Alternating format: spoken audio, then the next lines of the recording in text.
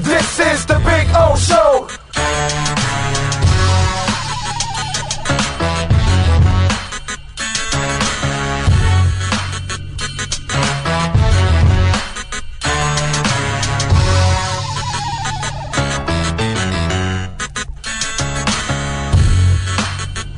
This is the Big O Show. This is the Big O Show.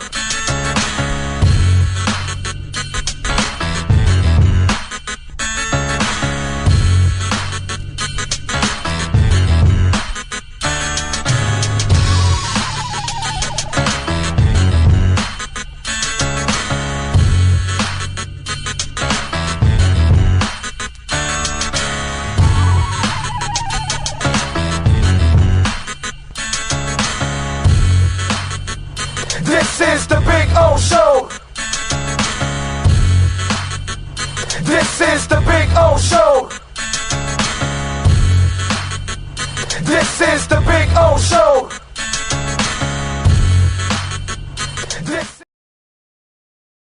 There's just one place to get our lowest payment on the new 2025 Acura Integra, $289 a month. It's the Season of Performance event at Acura of Pembroke Pines, #1 in the USA. For over 16 years, EJDconstruction.com has provided South Florida residents quality craftsmanship, accurate project management, and exceptional service. That's why EJDconstruction.com is an A-rated member of Angie's List and the Better Business Bureau. When you're looking for the right custom home builder for additions or home remodeling, please call my friend Eric at 305-433-4843. That's 305-433-4843 for EJDconstruction.com.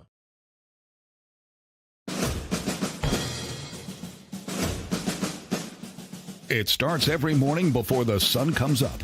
Projects are laid out. Plans are made. Equipment is fueled and loaded with inventory to handle all service requests. Orders are given to an army of skilled landscape maintenance professionals, certified arbor trimmers, irrigation technicians, and licensed pest management experts who fan out to communities and businesses all over South Florida.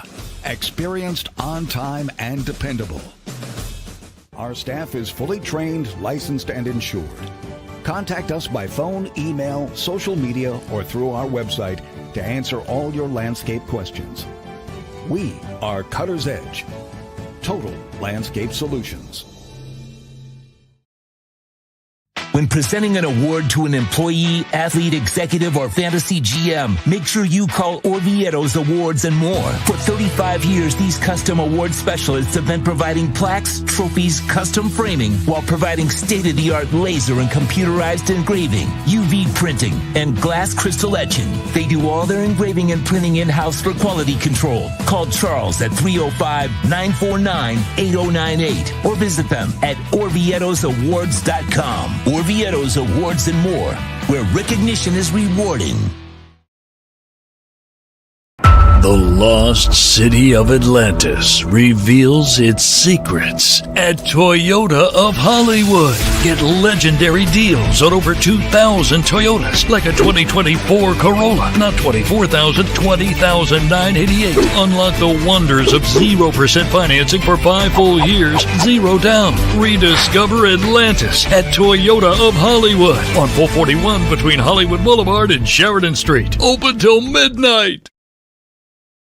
After 40 years, the Big Cheese Miami is still producing great Italian food. They started in 1984. Since then, they've been winning awards while being voted the best inexpensive Italian restaurant in Miami. Visit them for great food, amazing service. Witness the decades of Canes memories. The walls are like a Miami Hurricanes Hall of Fame. The Big Cheese delivers anything on its menu or party platter menu to your home, office, or even a park for a picnic.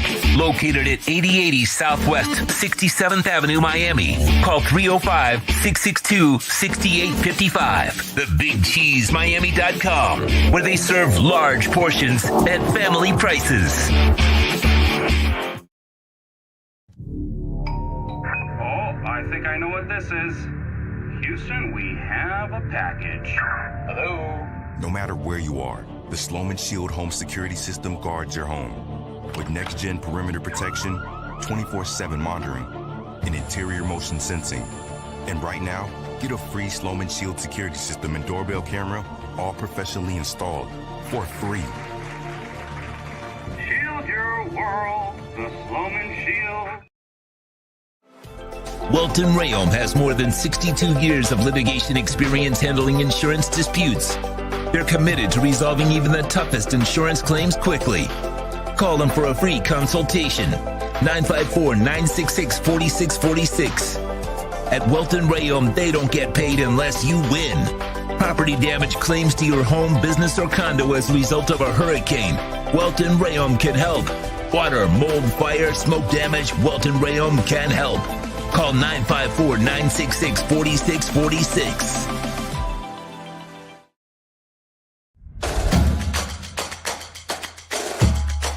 Welcome to Caneswear. New store, new items, same great experience. Family owned and operated since 2010, Caneswear has the latest merchandise from the Miami Hurricanes, Miami Dolphins, Florida Panthers, Inter Miami CF, and more. Come visit us at our store in Davie on University Drive, just south of 595, or online at caneswear.com. Caneswear, the spot Miami fans shop. There's just one place to get our lowest payment on the new 2024 Acura ZDX, $299 a month. It's the Season of Performance event at Acura of Pembroke Pines, #1 in the USA. If you're looking to take your home or business to the next level, then RM Contractors and Custom Drywall can assist you. RM specializes in new residential turnkey, new commercial turnkey, home and office remodeling. Call them for free estimates. Serving all of South Florida, licensed and insured. Call Ray or Mike, 305-345-3649. You work hard to create the perfect atmosphere. You dream it, we'll build it. RM Contractors and Custom Drywall, 305-345-3649. Or Instagram at RMC Fisher Island. The viewpoint statements or beliefs expressed on the following program by the host, guests, or callers are not necessarily the opinions of FantasyAccess.com, Media Group Inc. ownership, management, sponsors, or website. When it comes to South Florida sports teams, very few in the media have witnessed, lived, and covered it like the Big O. Let's start the program dedicated to your favorite South Florida teams with a passion that's unmatched. The Big O Radio Show is on. Here's the Big O. Alrighty! Yes, sir. We are here. We are in the $100,000 K Club. Yeah. Although it's at $99,000 right now, there's a bargain right now going on. Good Thursday afternoon. You're riding that Jasmine, Alethea, Star Atlas, Bitcoin wave. Good afternoon. Anyway, good stuff, man. Good stuff. It's been a hell of a year, I got to say. It's been a hell of a year. It's been a lot of fun. You know, our sports teams suck, but I got to tell you, the best team there is on the planet, it's Bitcoin. I ordered this shirt so long ago, it's like ginormous on me, bro. By the way, I ordered this. I'm waiting for Steve to come later. For those of you that didn't see the show yesterday, if you don't watch the Crypto Bro Show,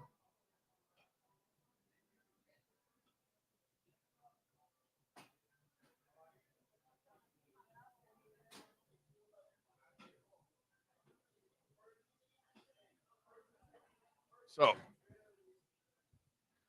the 100,000 squad, I had the shirt ready. By the way, the shirt is like this double X, and it's ginormous on me, dude. I should have stuck this shit in the dryer for like 2 hours or something. I don't know, but it is ginormous on me, bro. Wow.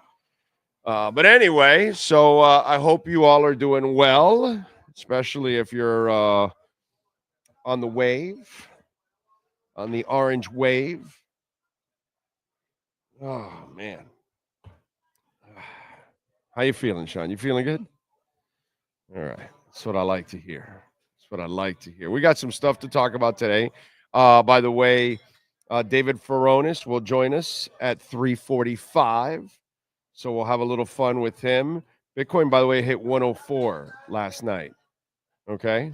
104 while we were on the air and I was going crazy. You can watch the show. You can watch me lose my effing mind. It's at 98.5 now. You do know that is. I'm just saying for you newbies. I keep telling you how this thing works. So, saying for you newbies. Not that I'm a financial advisor in any, I don't know anything about this kind of stuff. I'm just guessing. That's all I do. I just guess. I just I throw a dart and then whatever it says, then I tell you guys. You know what I mean? You can tell that's what the results are, right? Just pretty much miss, no hits. I never hit.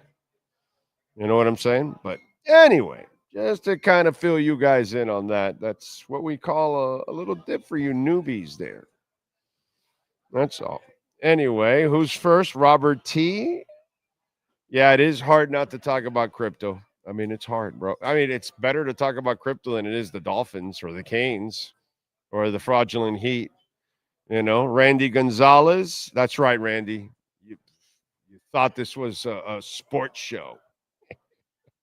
Ray Sosa, Tua finally taking accountability. We'll talk about that.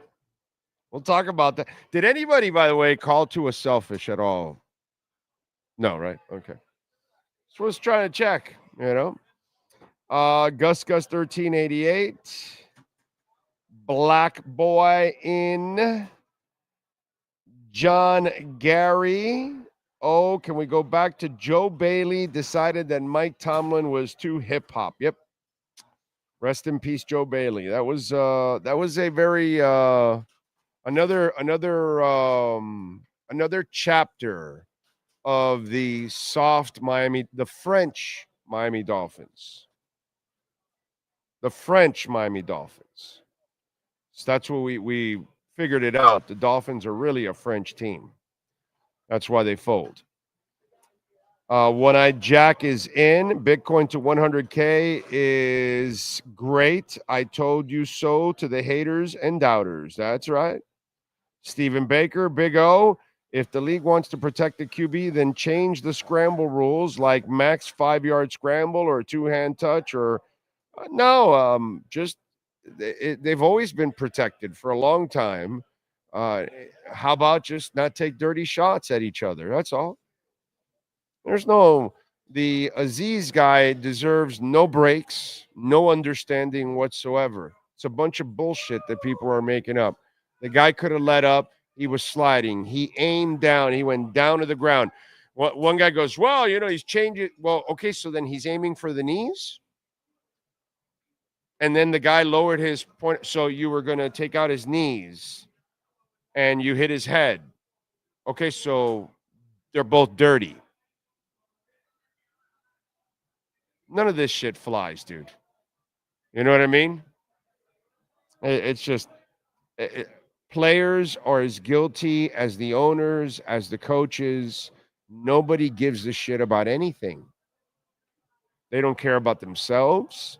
They don't care about their fellow man. The coaches don't care about the players. The owners, they're just, chess pieces that they can just, and they're not even chess pieces. They're interchangeable pieces. That's what they are to them. And so in the end, like I keep telling you, the burden's on us when none of them give a shit about it. Makes no sense. Anyway, Giovanni is in. Thank you, sir, with the kind words. Very nice. Thank you. Joseph, you understood what the Heat are. I got you. Chris Duquette. Yes, he did. Let's see. Ty in the Bronx. Steve Eklund. The if can't be used anymore. Let's see. Oscar Rojas is in. Sharon Jeff in Long Island. J Slim, you called it by the end of the year over 100K, of course. 250 by June 30th. 1.5 million by January 30th, 2030. Okay? Those are my calls too. Just in case. I just bought 50 more just DCA weekly. Yeah. By the way, my DCA is today on Thursday. I'm pretty sure of that. I am pretty sure that my DCA for Swan is on Thursday, and it just happened right now at 99,000 without me even trying. $99,018 I got the price at. It's right now at 99,329. So it's already up from where my automatic purchase is made right now on Swan. It was made, let's see.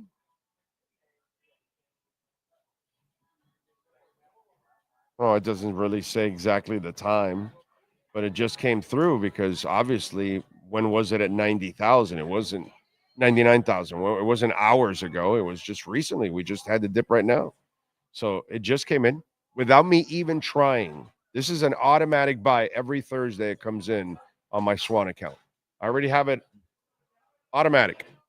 So I just purchased today Bitcoin. If it was at 104, like last night, 103, it hung around 101, 102, like most of the night into the morning. It would have bought it at 103, 104, 102. And look, at the moment it came in at 99,000. Without even trying. Okay?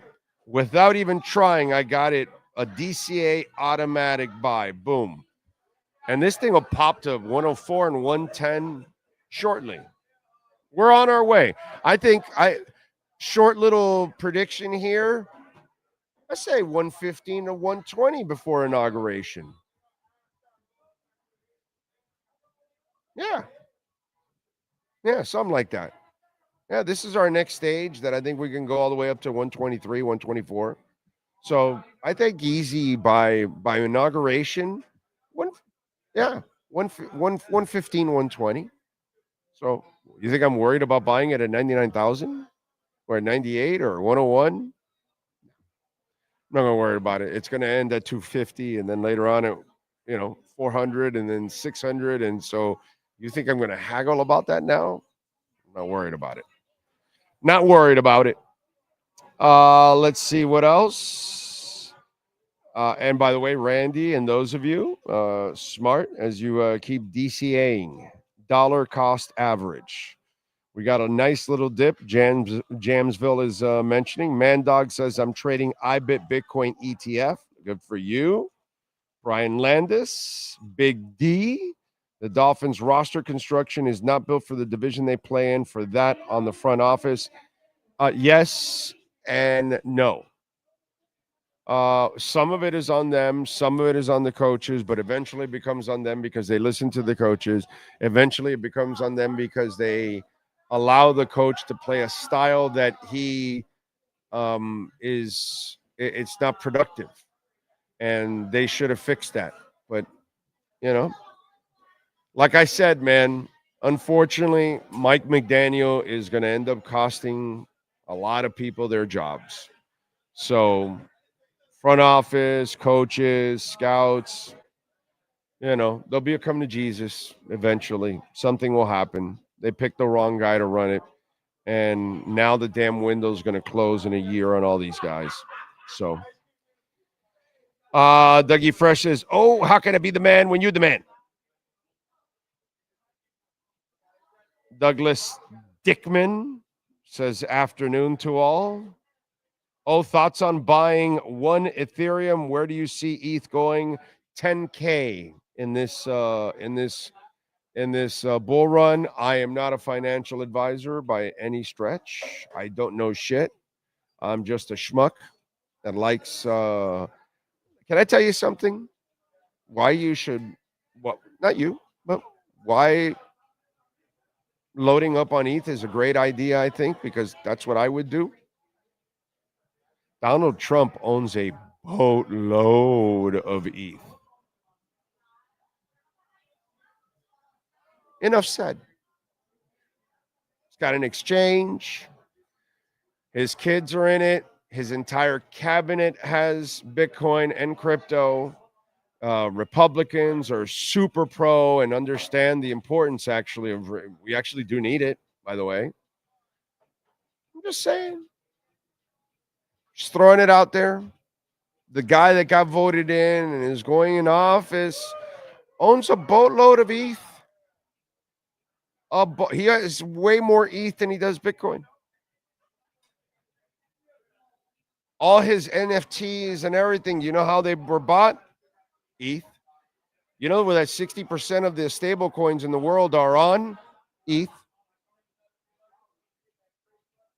Ethereum, just because it's lagging, just because it's gone slow and all that, don't underestimate it.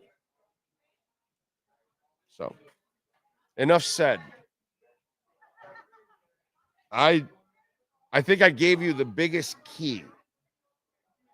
The guy that got voted in owns a ton of ETH. What should you do? What should I do? What should Sean do? Well, that's up to you. I don't know. I don't know anything, actually. I know nothing. Let's see. What else do we have here? Andrew Williams says, yes, I'm getting rich. Good for you, bro. Joel Tardif says, Big O, I am now getting into crypto. I hold 15 coins of Compound and some in H-Bar. I'm curious, where do you get your info from so I can educate myself further? I read a lot. I watch some people, guys like George on Cryptos R Us. That's a guy I trust. Crypto Casey, I trust her. She's a smart woman. She's sensible, a little conservative for me at times, but that's kind of, not trying to be sexist, but women by nature are a little bit more conservative than men, but she's very smart when it comes to money, like really, really freaking smart. I've learned a lot from her. The important thing is to try to get as many resources as possible and then figure out what's the bullshit and what's not.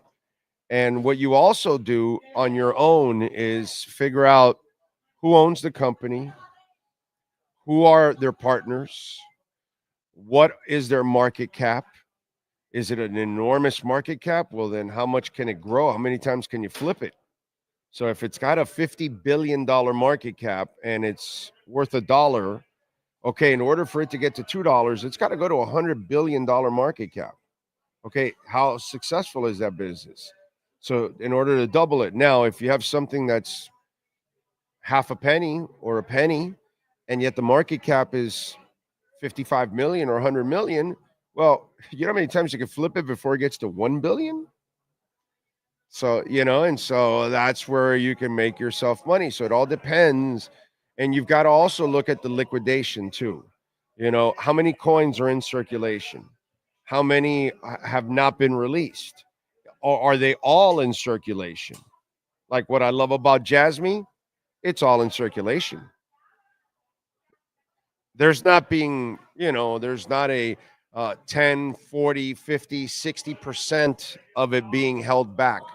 So then when they release it, it's an inflationary mechanism and it just lowers the value of your company. It's like splitting a stock. You understand? So these are things that you have to understand, you have to know, and you have to take the time to find out what the hell is going on. So you gotta work it. You gotta do some homework. That's why I always tell you, I'm not a financial advisor. You got to do your own homework, all that kind of stuff, But but there's a lot to it. It's not just simply, hey, the problem is that we have a very lazy world and people aren't willing to put in the work. It's boring. It's monotonous. It's something that's not fun to follow. There's a lot of dead periods, and it could drive you crazy if you worry about it on a short-term basis. But if you have the right approach and you're thinking macro, not micro, then you're fine. If you're a big-time player and you're thinking about the quick hits, I'm not for you because I don't have big money. You know what I'm saying? So, homework, man. Homework. Look, now it's 98.2. Now it's an even bigger bargain. By the way, I see Justice there. Don't forget you can make a donation, Cash App or Venmo at Cash Big O Show. That is Cash Big O Show, Cash App or Venmo. And you can make a Bitcoin or Ethereum donation on Venmo. And you can also make a donation on PayPal too if you're is that what you use in or out of the country? PayPal, you can also do it there. Many ways to support our show. Please smash the hell out of the like button. It is very important that you smash the like button. So, Joel, I hope I answered your ETH question there. Big O, I got into crypto and purchased a quarter of a Bitcoin and some Bitcoin ETF early this year. I'm happy camper. Yeah, you know what? Bitcoin was $39K on January 21st. $39K, January 31st. 21st, I'm sorry. $39K.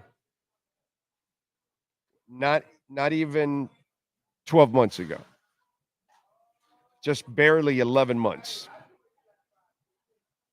$39K Bitcoin. Now we're sitting at 100. It's crazy, man. How about this? Not to toot my own horn or anything, but I'm not a financial advisor. I don't know shit. I gave you Alethea Liquid Intelligence Token, Ali, when it was at an 88,000th of a penny. 4 years ago, I think it was 3.5 years ago, something like that, 4 years ago. And it shot up to 9 cents. Okay? So we got like a 10x. And then it shot back down, right? So a lot of us got to take some profits. Then we had that crash, and it came down to 88,000th of a penny again, 98, right around there, a penny.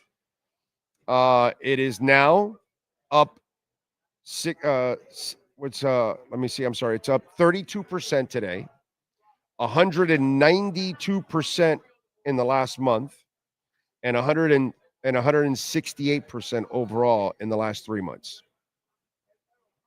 Okay. Polis, very small cap, Star Atlas, Polis. I told you on Thursday, I reminded you it was at 20 cents. Today it's at 25. Okay. So it's a 25% increase just in a few days. And I've been telling you about Star Atlas Polis for a while now. And I was talking about it when it was at 15 cents. Today it's right knocking on the door on 25, up 11%, 31% for the week, 84% for the month. Okay, so Ali, Polis, small caps. Jasmine, been telling you about it for a few years now. Okay, Jasmine, up 36% today. It soared to almost 6 cents. It's like at 5.5 right now. Up 36% today, 122% for the week, 219% for the month, 860% for the year. Most people invest in 3 small cap coins and hope to hit on one of the 3. These are small. These people don't tell you about Jasmine, Polis, and Ali.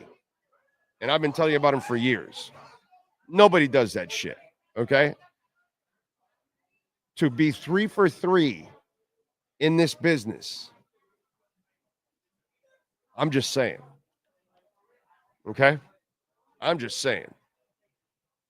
It's great we hit on, those of you that hit on XRP, or I hit on Cardano or Avalanche or Chainlink or Ethereum or whatever, but Alethea Liquid Intelligence Token, Polis, and Jasmine, that's some Ain't that some shit?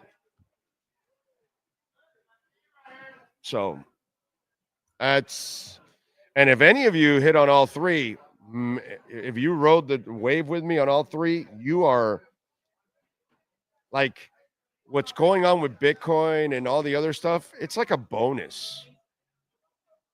Okay. It's like a bonus. Justice Maldonado, thank you, sir, for the super chat. Very kind. Big O, been listening to you since a little kid with my father. Just wanted you to just want to know your top 5 Dolphin QBs of all time. Thank you for your time.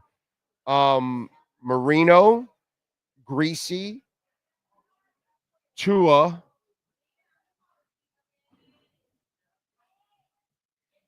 Strock,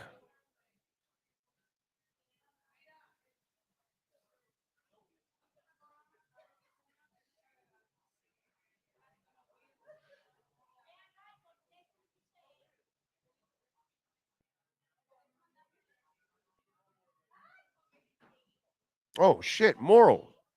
My God, I'm sorry. Earl Morrill. Holy shit. How can I forget Earl Morrill? Whoa, wait a minute. Let me reverse that shit. Marino, Greasy, Morrill, Tua Strock. Yeah. Okay. There you go. I'll do that. That's it. Damn. Sorry, Earl. I apologize, bro. Don't strike me down and shit. Okay. Seriously. I love you. I'm sorry. Holy shit. How did I do that to Earl Morrill? Wow. There you go, Justice. Wow, that was wrong. I feel bad now. I feel like I need to go to church or something and speak to a preacher or something. Sorry, Earl. I'm going to be looking around now. I'm going to be a little concerned there. Earl might be coming after me for that. Oh, man.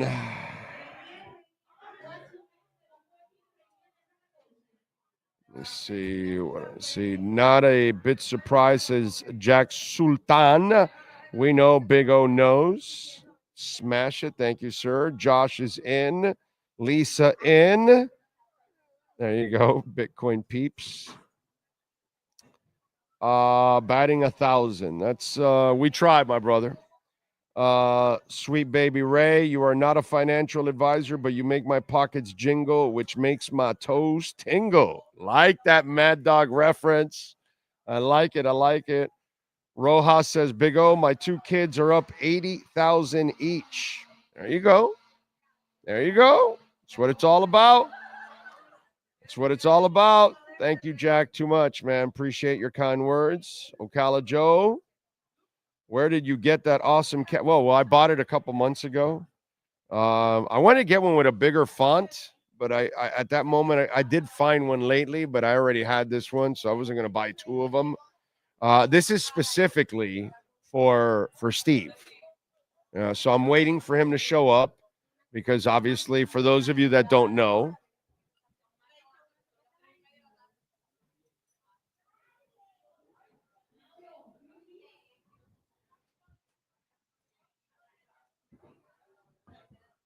so I got a shirt too, 100,000 squad.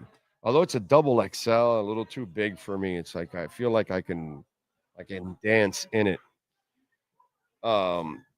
So I am completely prepared today for Steve.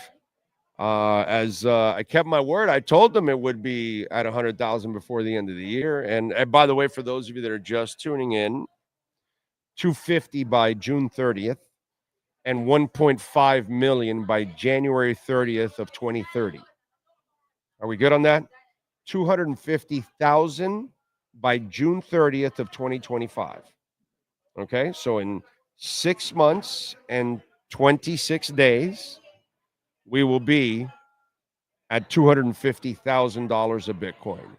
And then after that, there'll be, some fluctuations along the way, but we're going to go all the way to 1.5 million. On 2030. Okay. So it'll be a really fun New Year's Eve 2030. Really fun. Ray Gruyoung, thumbs up on the Skeleton Crew. Picture the Goonies in the Star Wars universe. Well done. So far, so good. Has a Steven Spielberg vibe. Yeah, it does, right? Doesn't it? Wait a minute. You mean to tell me Ryan Tannehill's not in your top 5 QBs in Dolphin history? Blasphemy.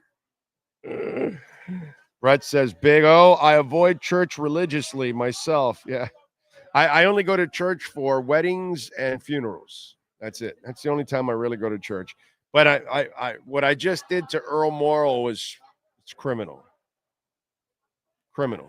How I struggled to remember him when he's so important to our history, so clutch. You know what I'm saying? That's bad on my part. It's bad. Bad boy. Bad boy.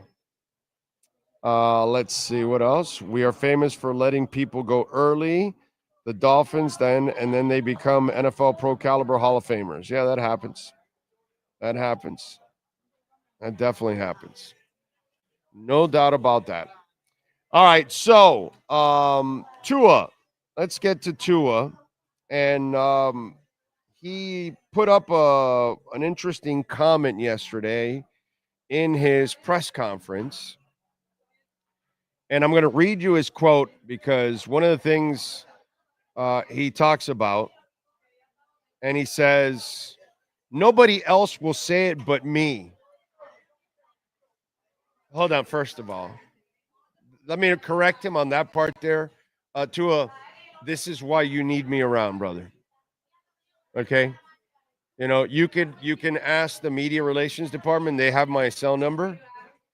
Okay? Nick Hicks, your trainer, he has my cell number, by the way. He's a little butthurt with me, but whatever.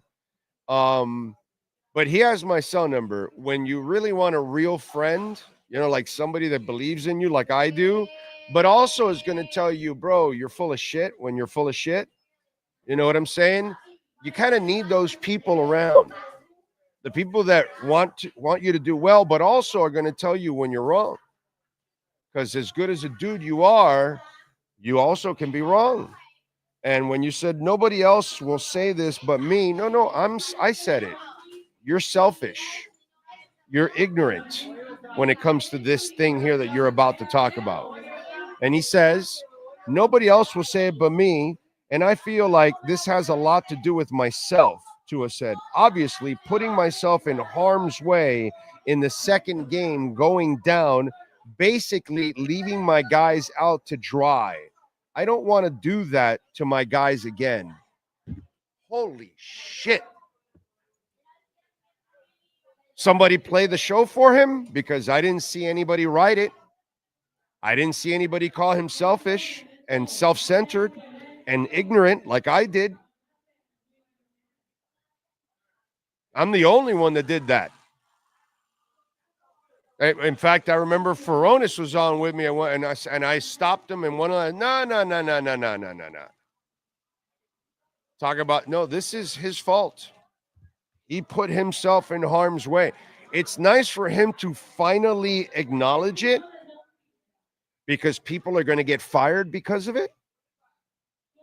Because you screwed it up. And since you have a coach above you that has no balls whatsoever to really crack the whip on the team, he allows you to do shit like that. You know what I'm saying? There's sometimes, I don't know what kind of parenting you have, but there's one thing I took away from my parents that I still have to this day. So your kid F's up, whatever it is, right?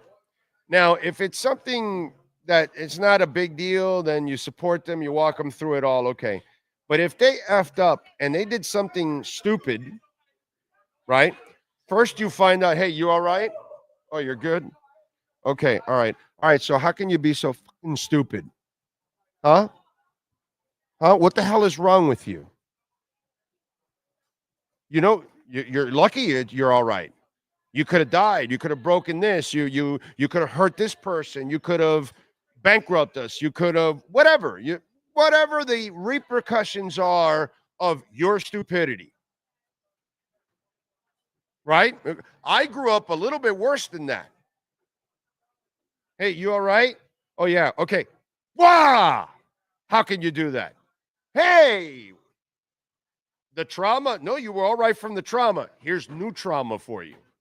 So I left that, right? Because you probably got that part, right? When you were growing. That's the part we leave out now, right? That's the only part we leave out now. It's the second level trauma. You know what I'm saying? We would get spanked in school, and then when we get home and they'd find out that they spanked us, well, then we got spanked even harder. That's the way we grew up. You know what I'm saying? So I'm glad that somebody, or I'm glad he realized it. I don't know what it was, but and the shows are there, they're all recorded. You probably made a rant out of it. Oh, probably a few of them. Okay. And I mentioned that this was selfish to his family. This was selfish to ownership. This was selfish to the front office. This was selfish to his coaching staff. This was selfish to his teammates. And this was irresponsible on his behalf. He failed everybody by doing selfish acts. I said this several times. I didn't see any writer write it. I didn't see a columnist go out and say, Tua's wrong, he's selfish. This is an ignorant stance on his part. Oh, no, brother, I'm going to play until I die. Que clase come mierda. And by the way, too, if you want, there's somebody probably Hispanic in your building. Have them translate that one for you. That's a nice doozy. It just sounds better in Spanish. Shithead. So, I'm glad that you woke up. I'm glad, Tua, you pulled your head out of your culo. Because that's where your head was. In your culo. Nice. But you effed up the season already, buddy. So that's where we're going to take it full circle. Oh, you're all right? Okay. Hey, dumbass, you fucked up the season. All right. Now that you're fine, Tua, let's tell you, hey, asshole, you fucked up the season. So now get your head out of your ass and play the game the way Marino played it, the way Peyton Manning played it, the way Tom Brady played it, the way Drew Brees played it. They don't go tackling anybody. They don't go taking on football players and tacklers. They don't hold on to the ball for 5 seconds. They don't do stupid things because they know who they are. And you somehow don't realize it. So now you know that you effed up the season, right? I hope now you can finally learn that lesson and play the way you're supposed to play from here on out. Listen, it's not all your fault. As I've said, the Dolphins have not done right by you at times. They haven't built the team that's supposed to complement your skills completely. You don't have the coach that calls the game that needs to complement your skills. That I know. I get that part. I see that part. Okay? That part of the football part, I understand it, and somehow the Dolphins have failed in that one. But on your end, it's nice to see that now you have an understanding that you have a responsibility to stay on the field and play the game the right way. And there are plays that you're going to have to give away in order for you to live for the next play. So I'm glad that quote came out. I'm glad you admitted it, because you have no future if you don't have that understanding. That's the interesting part. You better understand that you got to take care of yourself, because your career will be very short. It'll be over very quickly. In the next year or two, your career's over if you continue to play the way you think you can play.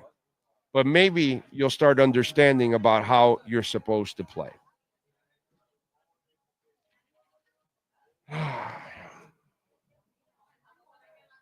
All right. R&M Contractors and Custom Drywall, Ray and Mike, they are absolutely amazing men. They know how to get it done. If you own a condo, folks, a lot of you out there are dealing with some upgrades and issues. Well, waterproofing your terrace, balcony, flood test report, so important for condo owners. Please reach out to Ray or Mike. Homeowners, condo owners, business owners, complete remodel, anything you want to do, a full upgrade with appliances, you name it, bathroom upgrades, floor restorations, drywall with level 5 finish. They take it to the next level. That's what R&M Contractors do. 305-345-3649. Call Ray or Mike right now, 305-345-3649. True Fin Fan, thank you, sir, for the love on the super chat. Thank you, thank you, thank you. Appreciate you, sir. Let's see what else. Thank you, Jack. I appreciate you, man. People should be fired. Greer and MCD. Well, sadly, changes might happen. Who knows? The only guy I really want to see go is McDaniel. I think the front office can learn, but I don't know if McDaniel can. Front office they can get players, man. It's just they've hired the wrong two coaches, and they weren't able to maximize the talent, and that sucks. And especially this time around, because of the window and what you spent, you're not going to be able to maximize it, which is terrible. Because as I've told you, I told you 2 years ago that next year is the last year of you can keep things together and make a run. That's kind of what this was. And then after that, this shit hits the fan. I mean, really bad. So you have one more year. What are you going to do? Waste it with McDaniel? God, that's sad. Sad. Slick Videos is in. Aquavision. Dolphin team is soft. Yep, they're soft always, dude. Doesn't matter if it's Jay Brophy or now. It's been a soft team for decades. Steven Baker says, we have enough talent offense to help a depleted D. Where is the running game that we establish to set the tone for opposing Ds? The problem is that had to be established over the last couple of years, that attitude. And Mike McDaniel never did that. And when you just commit to it sporadically and you don't commit to it consistently, make it a part of your DNA, make it your characteristic. Like, oh, shit, okay, we got to prepare for 35 runs this week. These guys are going to run. And it's interesting, the run coordinator for the Miami Dolphins, or the offensive coordinator, the head coach, was a run coordinator. And so you would figure that he would be the best person to design plays to benefit his running game. And that's his strength. That was his strength when he was with the team. So you would figure you'd go to your roots. Instead, he went in the reverse. And he should have gone to his roots, because the roots are the reasons why you have that success. Because you need the running game. And I don't care what quarterback it is. But yet he wanted to go against, conventional wisdom, basic football, common sense. You got to have a running game so you can play off of it. So you can, have the defense have to cheat up a little bit and make them vulnerable. You chose to no, I'm going to do what Eric Coryell did because it was so successful for him. In fact, you know what? It was so successful for the Dolphins back in the day with Marino. Let me do that also. Let me not have a running game and let me have a soft-ass defense.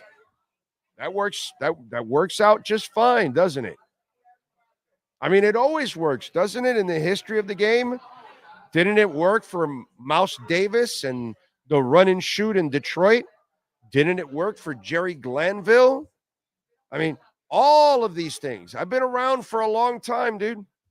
I've seen those guys that want to change the face of the game, and they think, oh, no, my passing offense is going to carry everything. And no, it's not, bro. And Air Coryell was fun. Did it win anything? No. Didn't win shit. Why? Oh, because you were air. You weren't ground. Yeah. Ask the Steelers. Ask the Cowboys. Ask the Niners. Ask those teams. Ask the Patriots. Ask the Broncos. When they thought that they could win with Sammy Winder and the three amigos, oh, shit, it didn't work out. But when they brought in Terrell Davis, and a defense, oh, shit, it worked out. Football hasn't changed, bro. Mike McDaniel is a smart guy, but he has ignorant ways. Tua, smart guy, ignorant ways.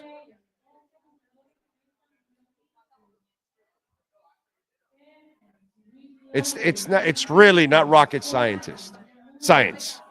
And by the way, you know why I know it's not rocket science? Because I'm dumb. So if I figured it out, at 58 years old, I figured, wow, the Dolphins were awesome when they had Zonka kicking Morris in the defense, didn't they? Did they ever have that again? Oh, they were perfect, you say. Oh, with Earl Morrall.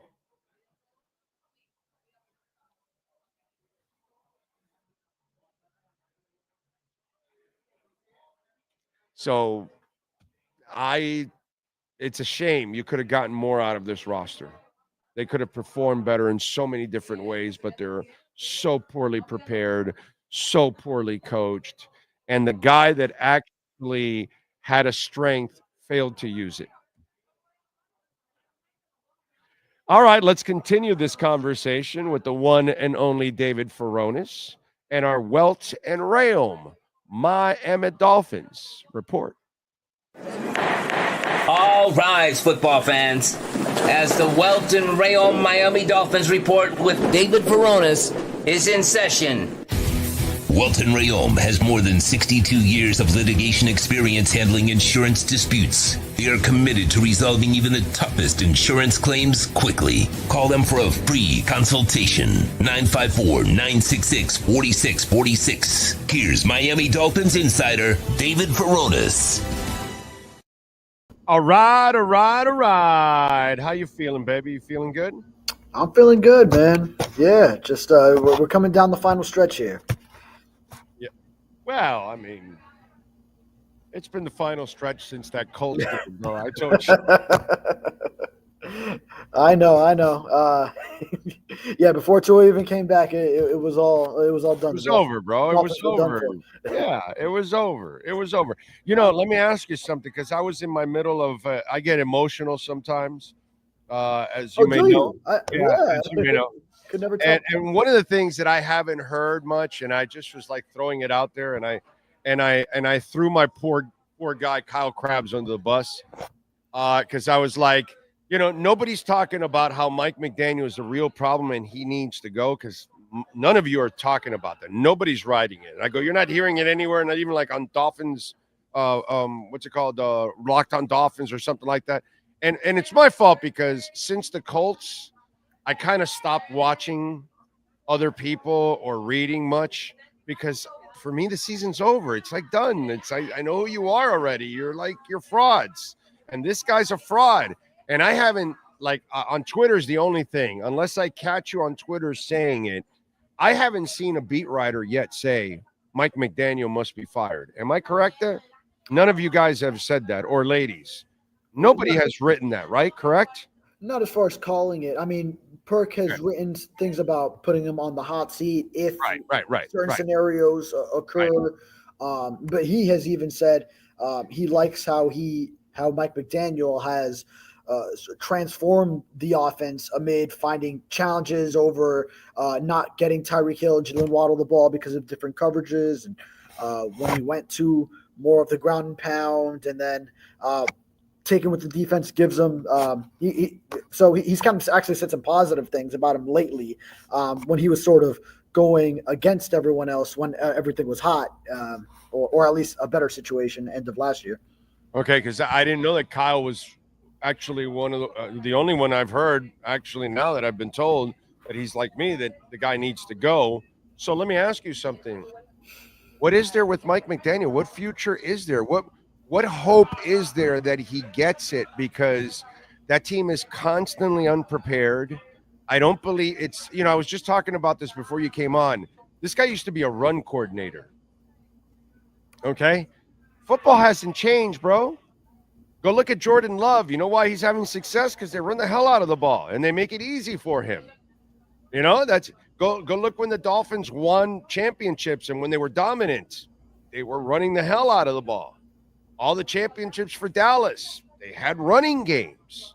When John Elway thought he could win with Sammy Winder and the Three Amigos, he got his ass kicked over and over and over again. In comes Terrell Davis in a defense, and it all changes. It's funny that the guy that was a run coordinator should have come here right from the beginning and run the hell out of the ball to make it easy for any quarterback that he has, because that's the idea. If you go look at a lot of the young guys that are having success, go look at their running games that are complementing them. That's why they're having success. And when they don't run the ball, most of those young guys, go right into the tank because they don't have that. So to me, when I look at Mike McDaniel, es un cero a la izquierda. I don't see anything with him that says, head coach, we're 3 years in, and the guy still doesn't know how to dedicate to his craft, actually, to his strength, which was he was a running backs coach, a run coordinator. It's amazing how he didn't use his strength as a foundational tool for the Miami Dolphins to build its offense. So you tell me, what is the sell job for Stephen Ross to bring Mike McDaniel back, and how do you sell that to the fan base?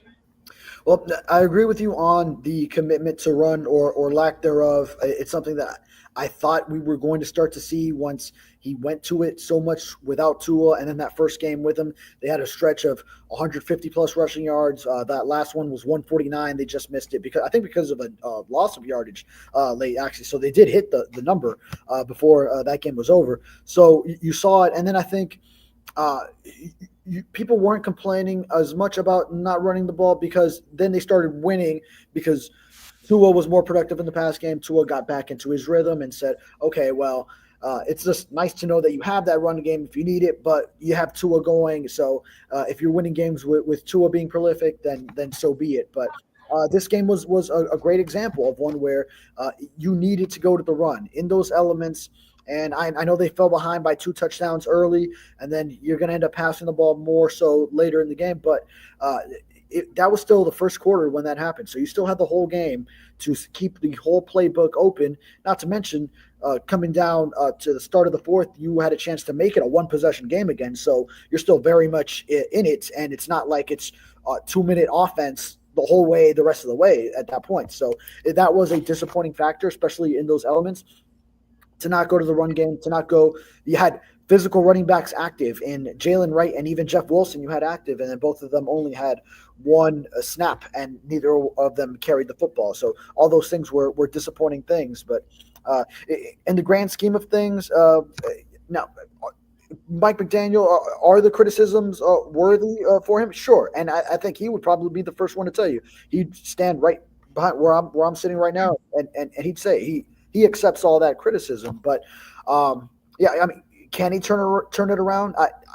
I do believe there is some hope, because we've seen him turn Tua's career around, and he has the run game background. So if he finally finds the way to bring that all together, I could see that.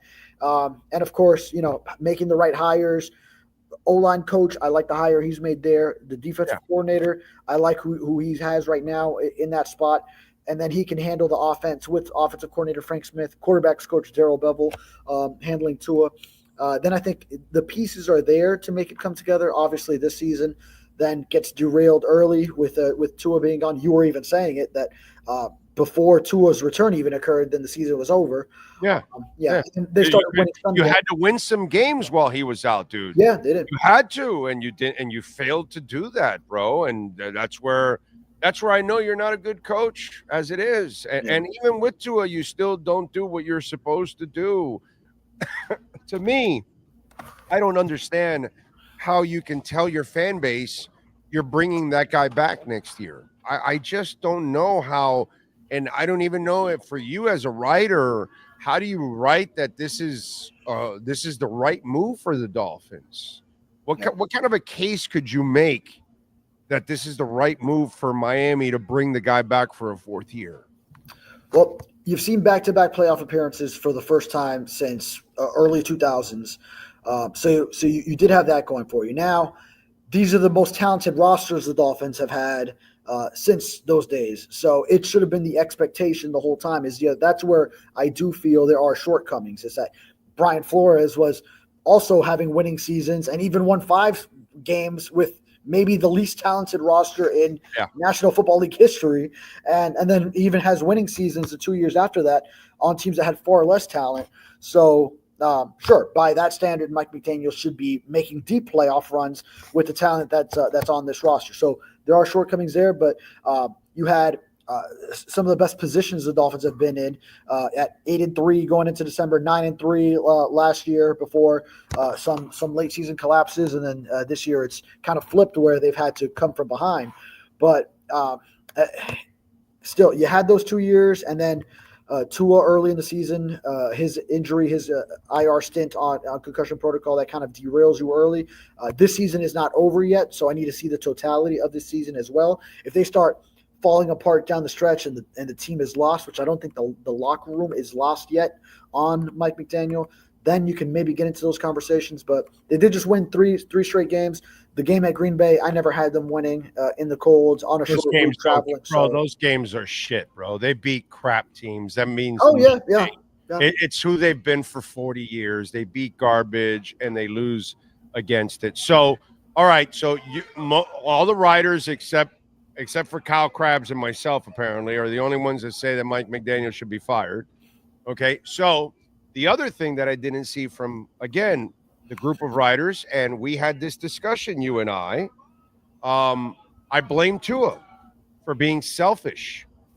Remember how we were talking about the whole, I'll play to the death and all that crap, and I told you that's ignorant and that's selfish on his part, selfish to his family, selfish to ownership, selfish to the coaches, selfish to his teammates, selfish to the fans.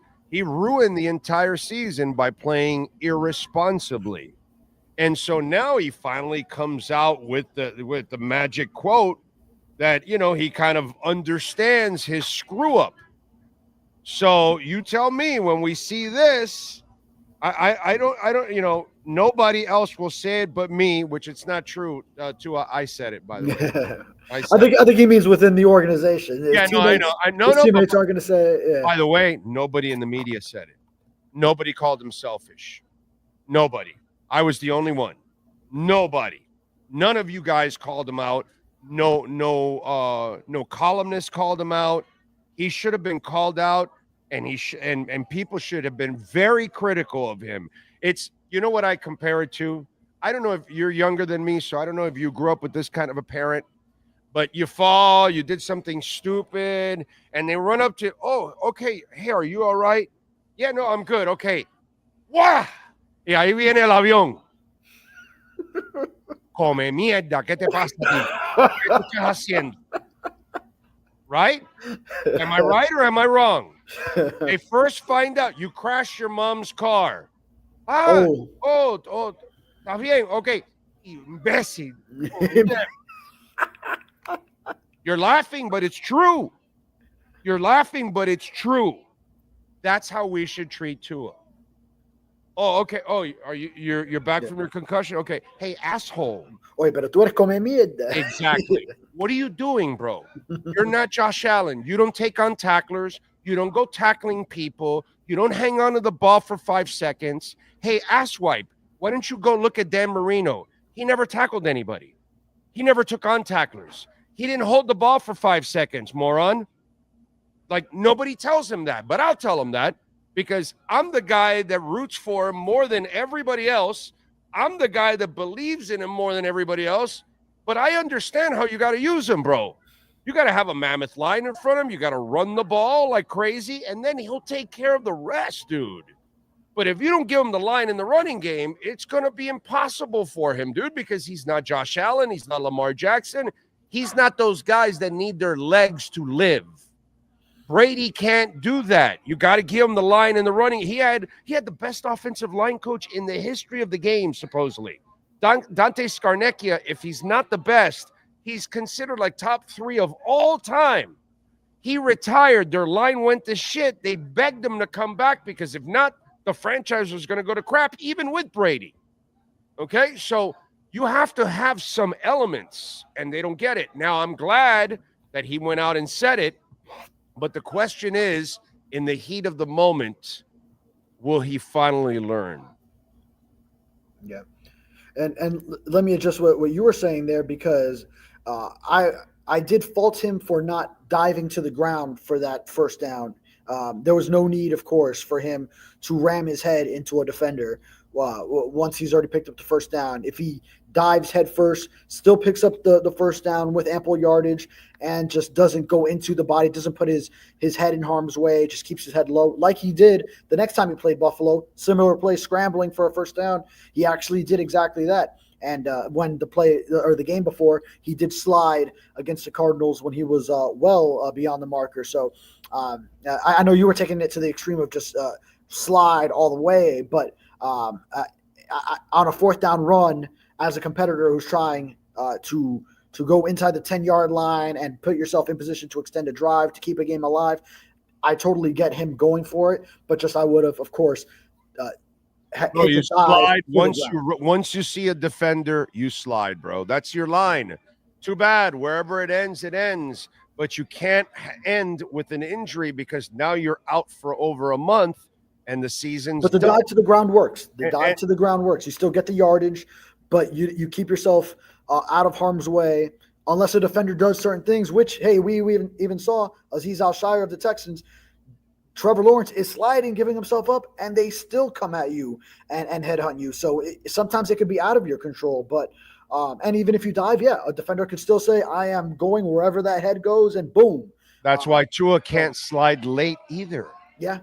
He has to slide, period. Somebody's coming, slide, bro. That's fine. We can live for the next play. Oh, shit. The drive's over. Too bad, bro. Too bad, but you're playing next week, dude.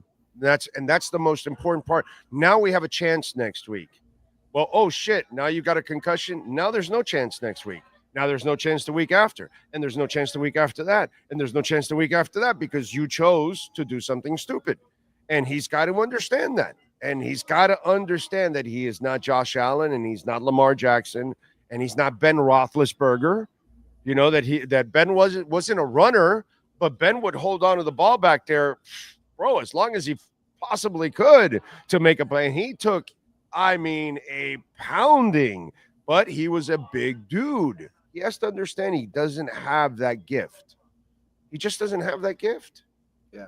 And further to the point is the organization's lack of preparation for the scenario in which you have to go to your backup quarterback. Right. Is also at fault, which falls on everyone.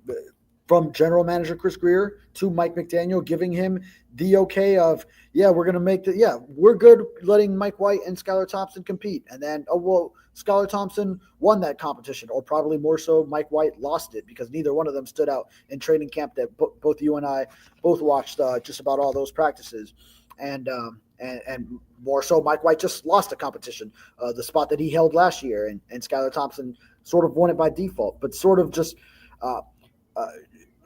being content with Thompson there was very clear to not be the right move. And then it hit the organization very hard. Then having to sign Snoop Huntley off the street, not even 2 weeks in, he's got to start. He barely can run this complex offense, highly complex scheme and organize the offense, make the play calls, get everyone on cadence.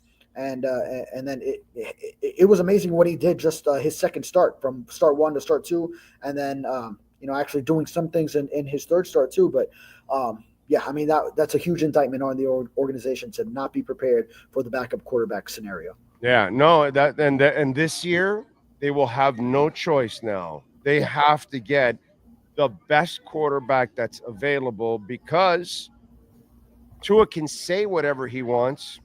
you can't trust him anymore, unfortunately, because he hasn't proven for long stretches of time that you can trust him, that he has gotten that bug out of his system. He tried it for 1 year, and then he went back to all his bad habits again this year. And obviously it's cost them their season too, on top of all of that. Many other things, but obviously having him out, you pretty much gave yourself no chance. You know what I'm saying, overall.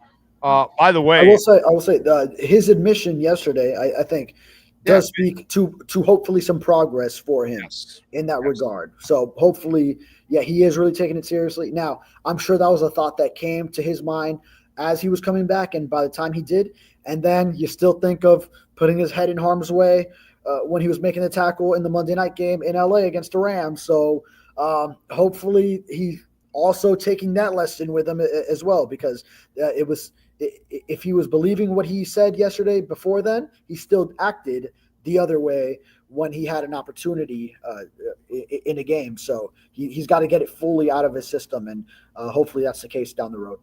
I got a question for you. He's really hard-headed, like really hard-headed.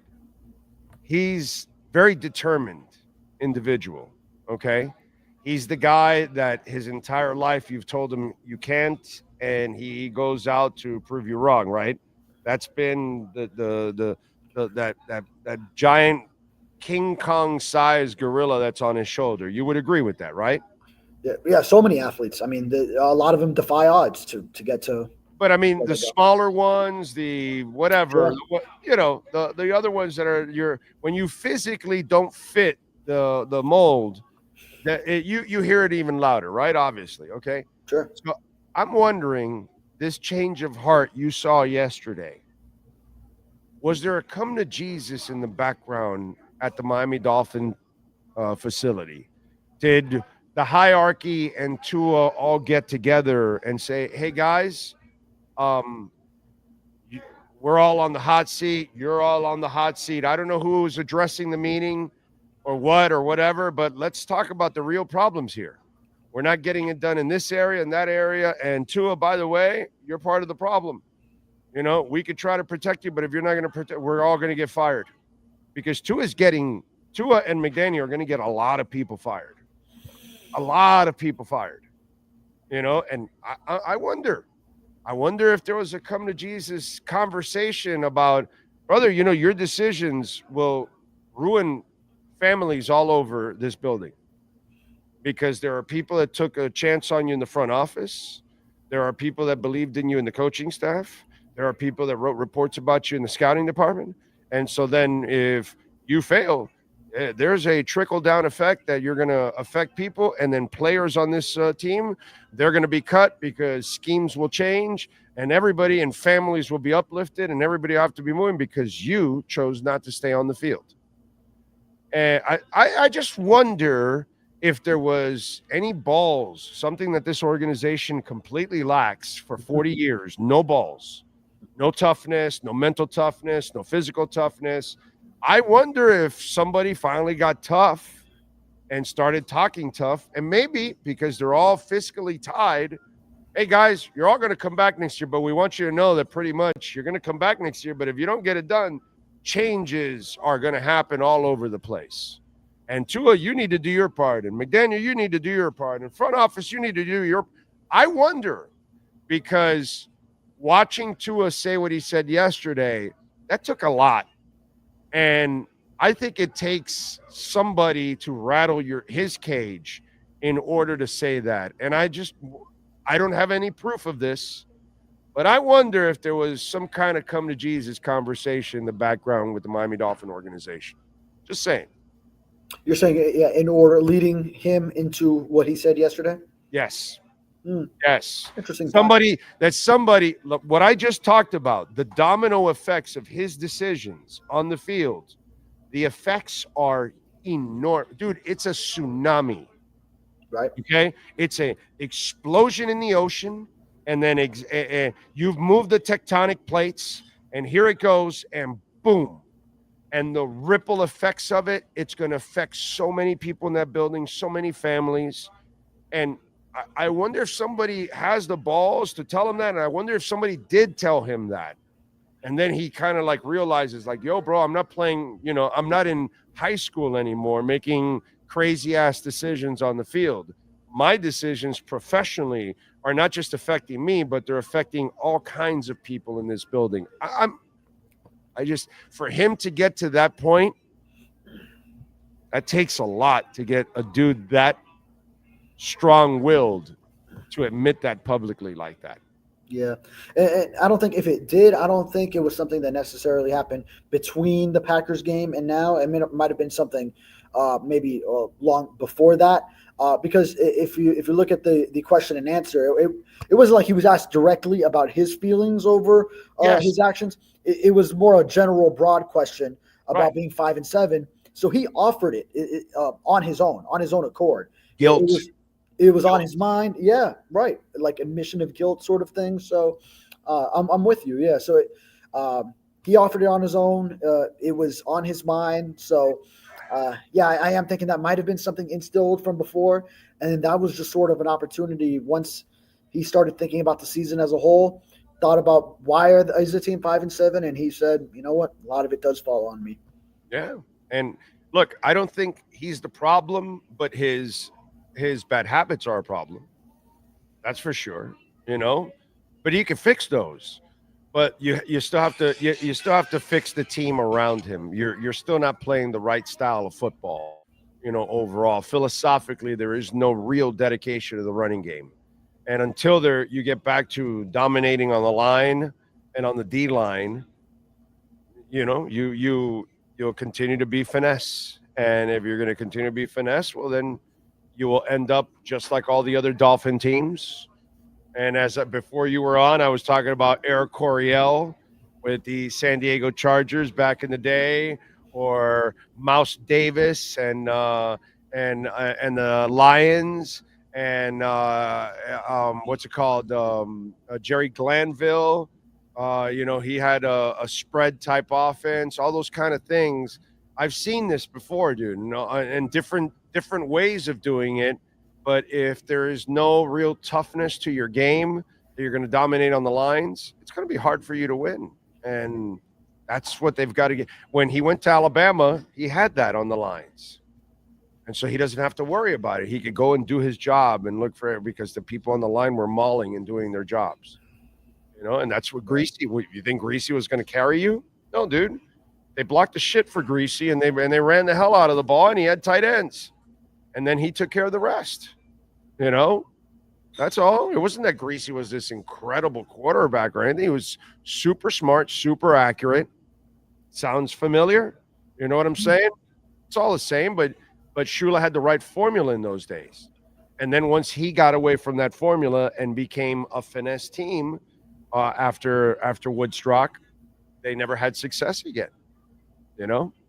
So it's really about changing the philosophy around Tua. It's not that Tua is the problem. It's that you haven't built the right philosophy around the quarterback. Yeah, sure. And I feel like we saw a semblance of it in that 4-game stretch. The run game getting going, and then just sort of getting away from it. So I would really love to see a balance found. And I don't think it might not be necessary this week against the Jets at home. Especially if Sauce Gardner doesn't play for the Jets, then Tua will be able to light them up, and he'll throw plenty to either Tyreek or Jalen Waddle. One of them will get going. Jonnu Smith will get going. Devon Achane catching passes out of the backfield, and then maybe not against Houston or a depleted San Francisco team, but if you go back into the cold and at Cleveland still means something down the road, then I want to see them go back to the run game and show that they can do that. By the way, if you need lawyers, you can count on Welton Rayom, 954-966-4646. Bankruptcy, homeowner property damage, criminal defense, business owner claims, commercial litigation, personal injury. Call Jeff Welt and Daniel Rayom. The consultation's free, 954-966-4646. By the way, I fear these two Jet games being so close to each other. I'm almost expecting them to split these games. I know the Jets are bad, but they have a physical nature to them, and that will give them a chance, I think, against the Dolphins. Notice how the line is going down. It started at 6.5, and now it's down to 5.5. So the money is coming in on the Jets. I don't want to see it, but I think it would be so Dolphins to split these games. Yeah, but you know what? When I analyze lines, I feel like it's always like New York teams always end up where money comes in on them. Like you're not going to get like good odds on Yankees to win the World Series because so many people push money into that market on them. Same with like Giants and Jets, and that's why I feel like historically, like these are some of the teams that are worse against the spread. I mean, I'll have to look up the numbers to make sure, but I think sometimes the spread goes a little bit in their favor because money comes in on those bigger market teams more so, maybe just because the larger fan base is in those huge markets, but maybe that's part of it. But yeah, I mean, I always looked at it as a split the whole way, and now the Dolphins are at a point where they need to sweep. And yes, Tua is 4-0 in his career against the Jets going into this one. All 4 starts he's won. He hasn't been available for quite a few of those of the games that the Dolphins and Jets have played. But if you take it one game at a time, I feel like the Dolphins should win this home game. That road game, we'll cross that bridge when we get there. It's probably going to be cold over there. We'll see if the Dolphins have gained something in terms of the game in Cleveland the week that would be prior to that. And what the hopes are still for the season, if they're still alive going into that week. But I feel like if you take it one game at a time, the home game against the Jets, I feel like the Dolphins should take care of this one. Comedy Club is you going to the Comedy Club now? The hopes and all that for the season. All right, what comedy script you got going on in this Sentinel there, selling Hope you? Actually, today I'm writing Calais Campbell's case that UM should have gotten into the college football playoff. Oh. You don't like that one either. No, I don't, because Alabama beat they played 4 ranked teams. They beat 3 of them. I think they lost to Tennessee was the one that they lost to. They beat South Carolina, who was unranked but ended up ranked. Miami doesn't have one win against any ranked teams. For them to just beat Georgia, Alabama, that's more than any accomplishment than anything UM had. I know that whole one loss against Oklahoma State was ugly, but Oklahoma, yeah. Oklahoma, a one bad day. I'm not holding that against Alabama when they have four wins against ranked teams in an entire season, and Miami doesn't have one win against a ranked team. I think that the Canes are frauds, bro. I think the Canes are frauds, just like the Dolphins are frauds. By the way, the Heat are frauds too. They can beat scrubs, but they can't beat good teams either. They're kind of the same thing. Yeah, but I mean, that top 25 mark is so subjective because when you rank all these SEC teams to begin with, then they play each other and they just stay ranked, and then it's so hard for them even to fall out.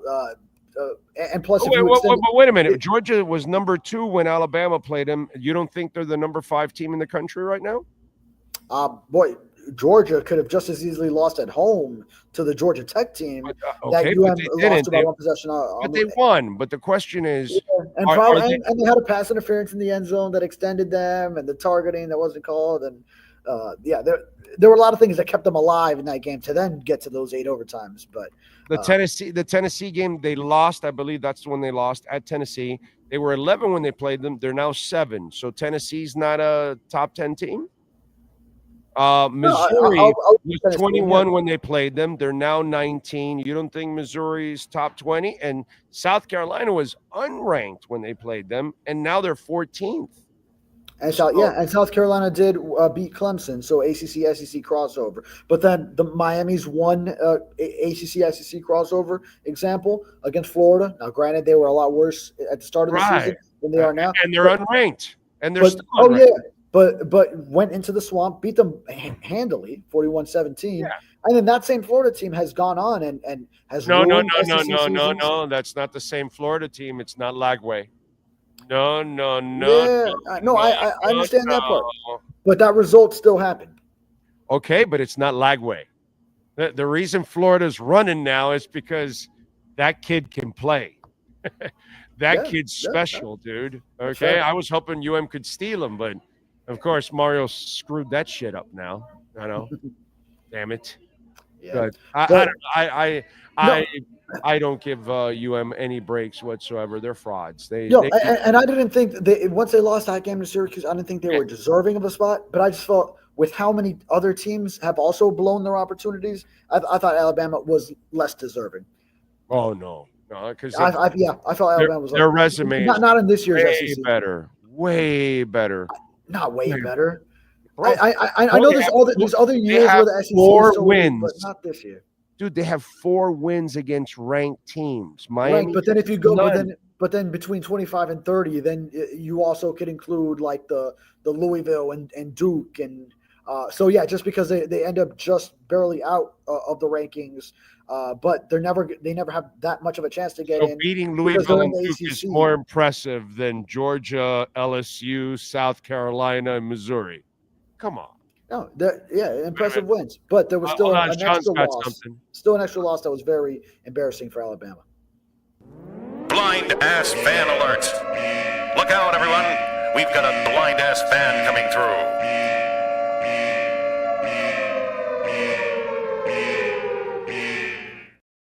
Oh shit! Sean dropped a blind ass fan alert on you. Oh man.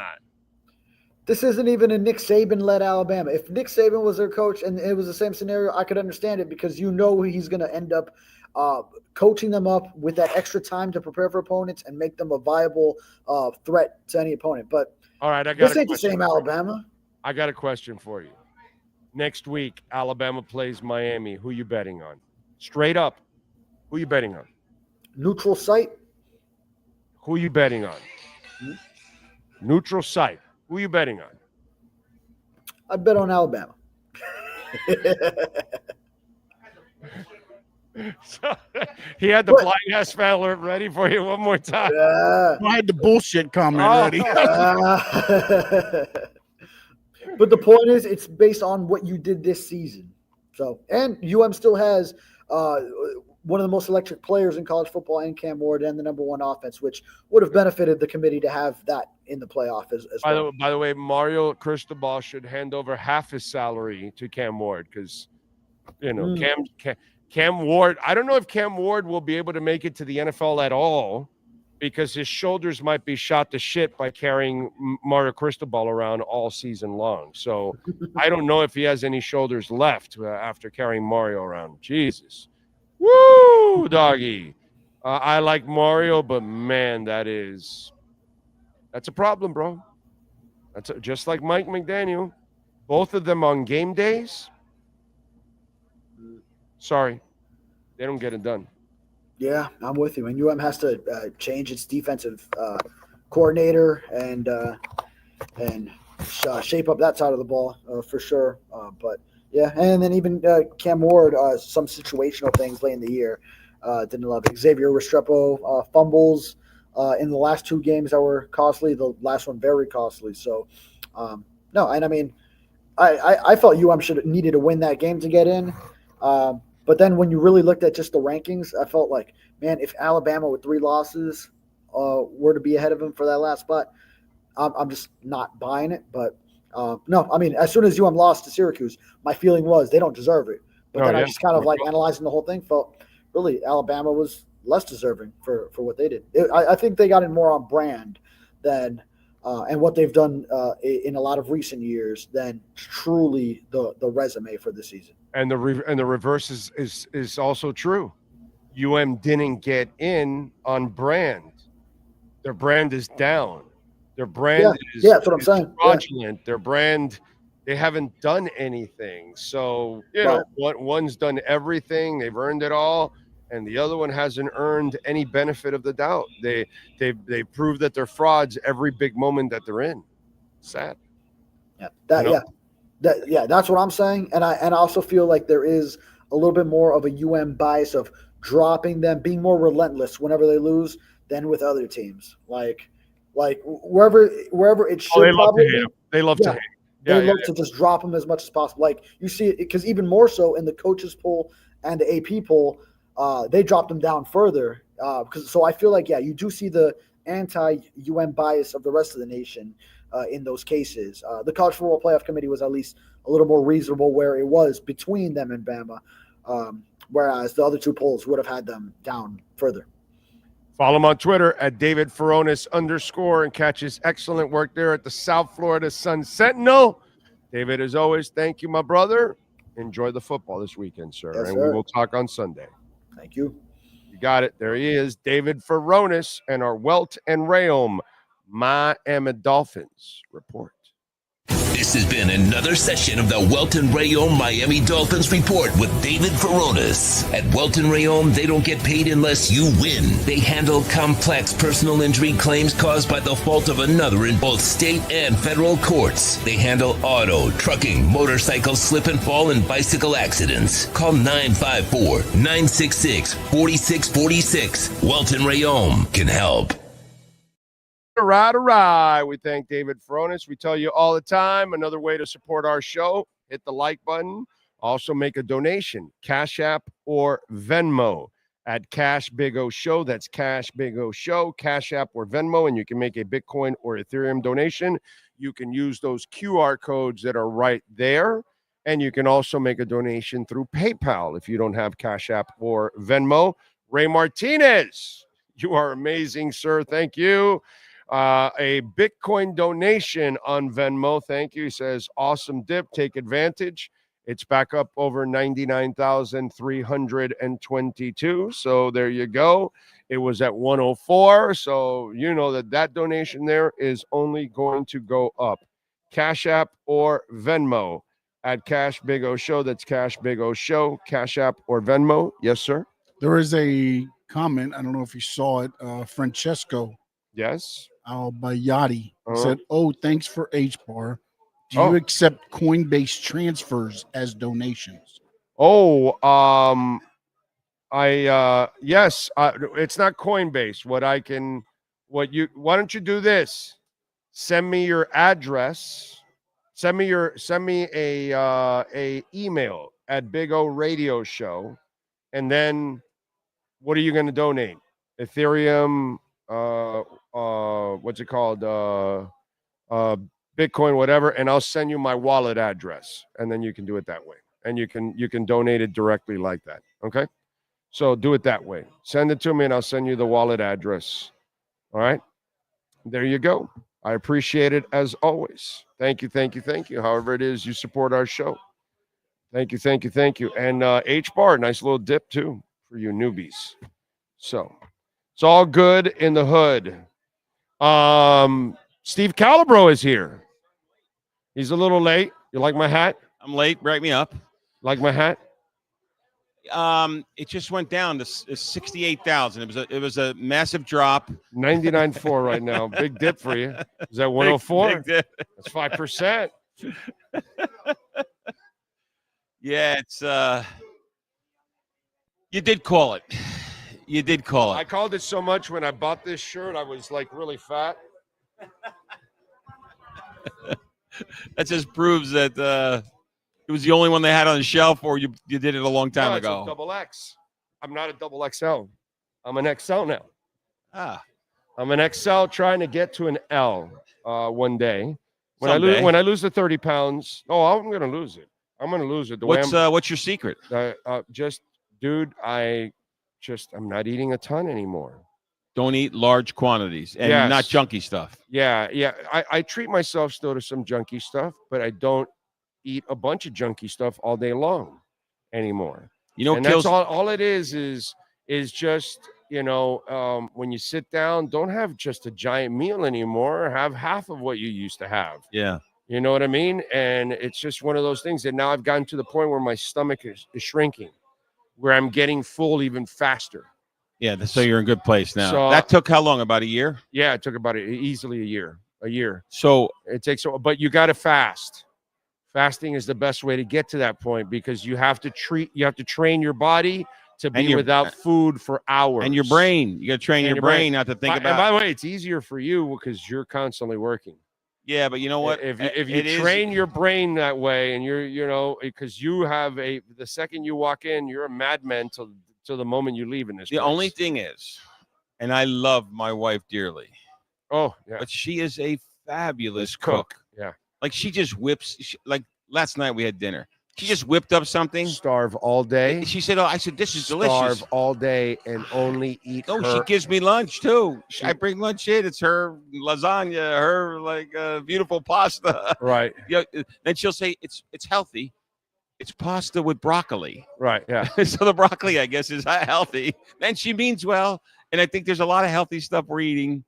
To eat good stuff, healthy stuff. Starve yourself to that meal. It's really good.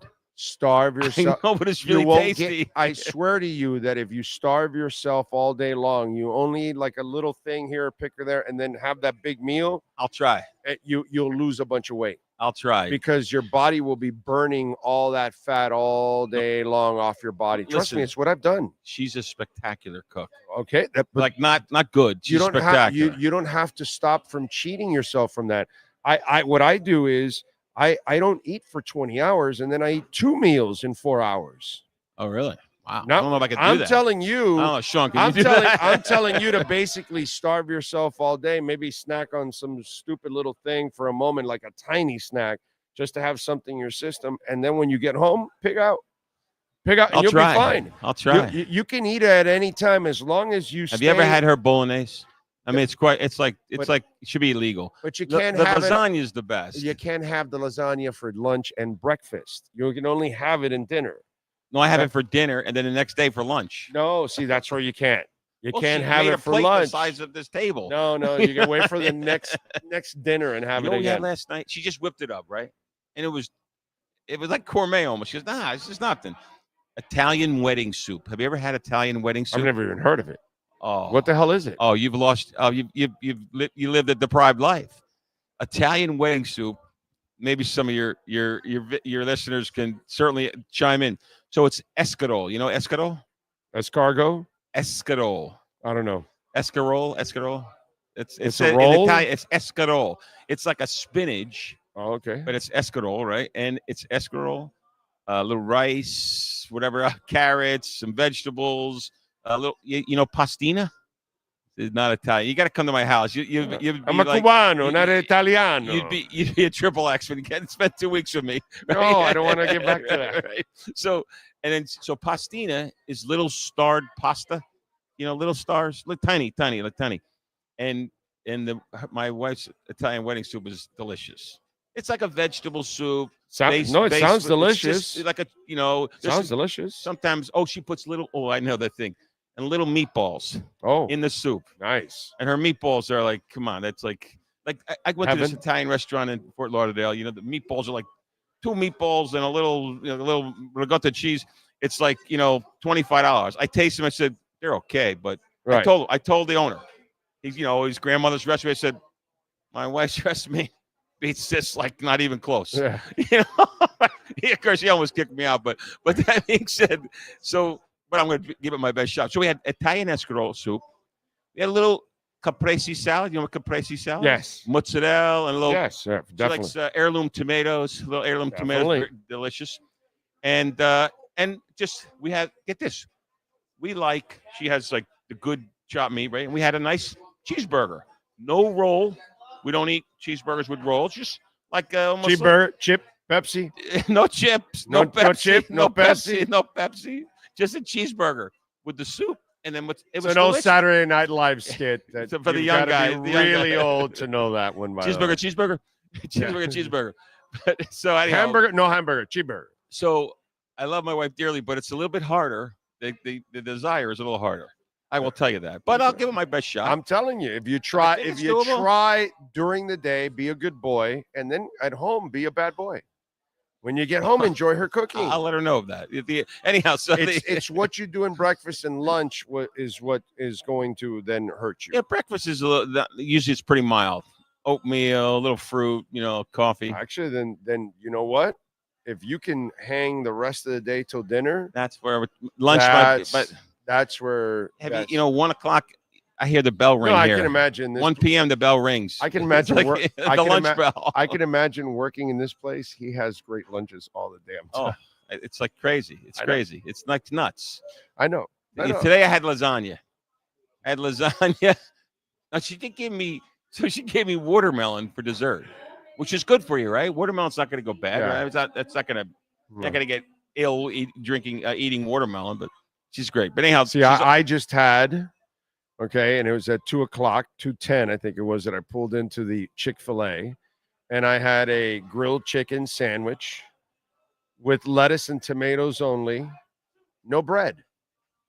Oh, no bread. Wow. So then, and they give you like this little paper. So you hold it there, and then the lettuce and the chicken are in, and then so you eat it all. No fries. Yeah, fries are not good for you. Exactly. Yeah. And so then now that's all I've had. I didn't have breakfast. So now when I get home, my daughter will make dinner, and I'll have dinner, and it'll be like 6:30. So like in a 4-hour window, I ate 2 meals, and I'm done till another 20 hours. Now, I have another weakness. I shouldn't be talking about me, but sometimes at night after TV, I get bored. Yeah, I know. And next thing you know, we all do it, bro. You got like popcorn in your hand. Like, why do I have this? Why do I have this caramel corn in my hand? I have no idea why. I'm just bored. You know, Cookies are my cookies and Tate's. donuts. Have you had the Tate's chocolate chip? Tate's chocolate chip. TATES. It's a green package. I will try. Is that those thin ones? Yeah, they're. Yeah, they're really good. They're pretty good. They're delicious. Yeah, they're. No, they're very good. Yeah, they're very good. Tate's. Yeah, I know exactly the packing you're talking about. You open up the pack, like there's 2 containers in there. You end up eating the whole container. Like, what did I just do? Right. I just had like 8 cookies. I wanted 3, and then the 4th one, the 5th one, were calling me, Steve, I'm over here. It's hard, man. Anyhow. It's hard. That's why I've gained it back every time I've lost it. Every single time. Tough. Every single time. So are you buying the dip? The dip, 99.5, right? Yeah. Hey, bro, it was at 104. It's got so you don't believe it's going any higher now? No, it's going higher. Okay. I think it's going to go to 92. It'll be at 250 June 30th. Okay. June 30th. Yeah, the Trump's appointment.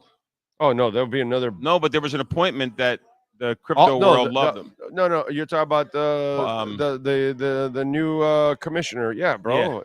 Tim, whatever the hell. Whoever it was, I was reading the article that the crypto world would love it. His whole cabinet is pro crypto, dude. Everybody. And there's some good people in that cabinet. There's a lot of good ones. But there's a whole bunch of pro crypto. Forget about it. This is going to go through the roof. Pam Bondi, Florida Pam Bondi. By the way, he owns a ton of Ethereum. Oh, he does own Ethereum, huh? No, he owns a ton of Ethereum. All the shit he sold was all on the Ethereum blockchain, and that's how they paid him in Ethereum. So, Bitcoin's number 1 and Ethereum's the number 2. And it's like, that's like having your Microsoft, Apple, those are Hertz and Avis.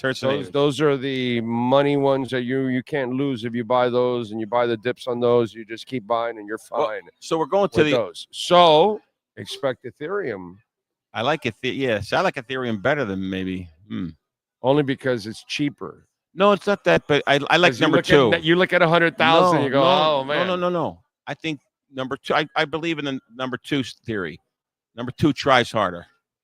Yeah. Maybe. But I'll tell you you want to know some. I heard somebody say this, and I would love to credit him. I forgot who it was now, but he told me. I was watching the show, and he made a great point. Bitcoin at $100,000 right now. Basically, you have priced out somebody that has $1 million to $3 million of wealth. And you think about that, you're going, well, wait a minute, no, they priced me out because I'm a working stiff, and there's no way I could afford a Bitcoin. No, and you below, also priced $1 to $3 million and below. You know why? Because a person that has $1 to $3 million doesn't have $100,000 liquid to just go buy it. It's all invested, because that's what smart people do. They don't have money liquid because your money dies if it's liquid. It's devaluing every moment. So think about this. So when Bitcoin gets to 250, you're now taking out people that have $5-10 million because they don't have $250,000 liquid to just go buy a Bitcoin. It's going to be you and the billionaires. It's going to just be me. And the billionaires. Nah, screw them. I'm buying them out too. All right, so I'm buying them out. Back to think about that. That's like something that blew me away when I thought about that. I was like, yeah, 100,000's tough. 100,000 is really because it limits the pool. It limits the pool. Because some people out there that Yeah, like but me, there- I don't have that money, but I do there's- understand this. Most people don't realize that just because you're worth $3 million, you don't have $100,000 in the bank Yeah, not just to sitting buy, there. Let me go buy $100,000 Bitcoin. No, but yeah, it's a tough one because we'll see. I think you can also buy mutual funds now that only, but they don't invest in crypto. My brother, they print 10% of our supply every year. What's the money market pay? 4%? No, not money market.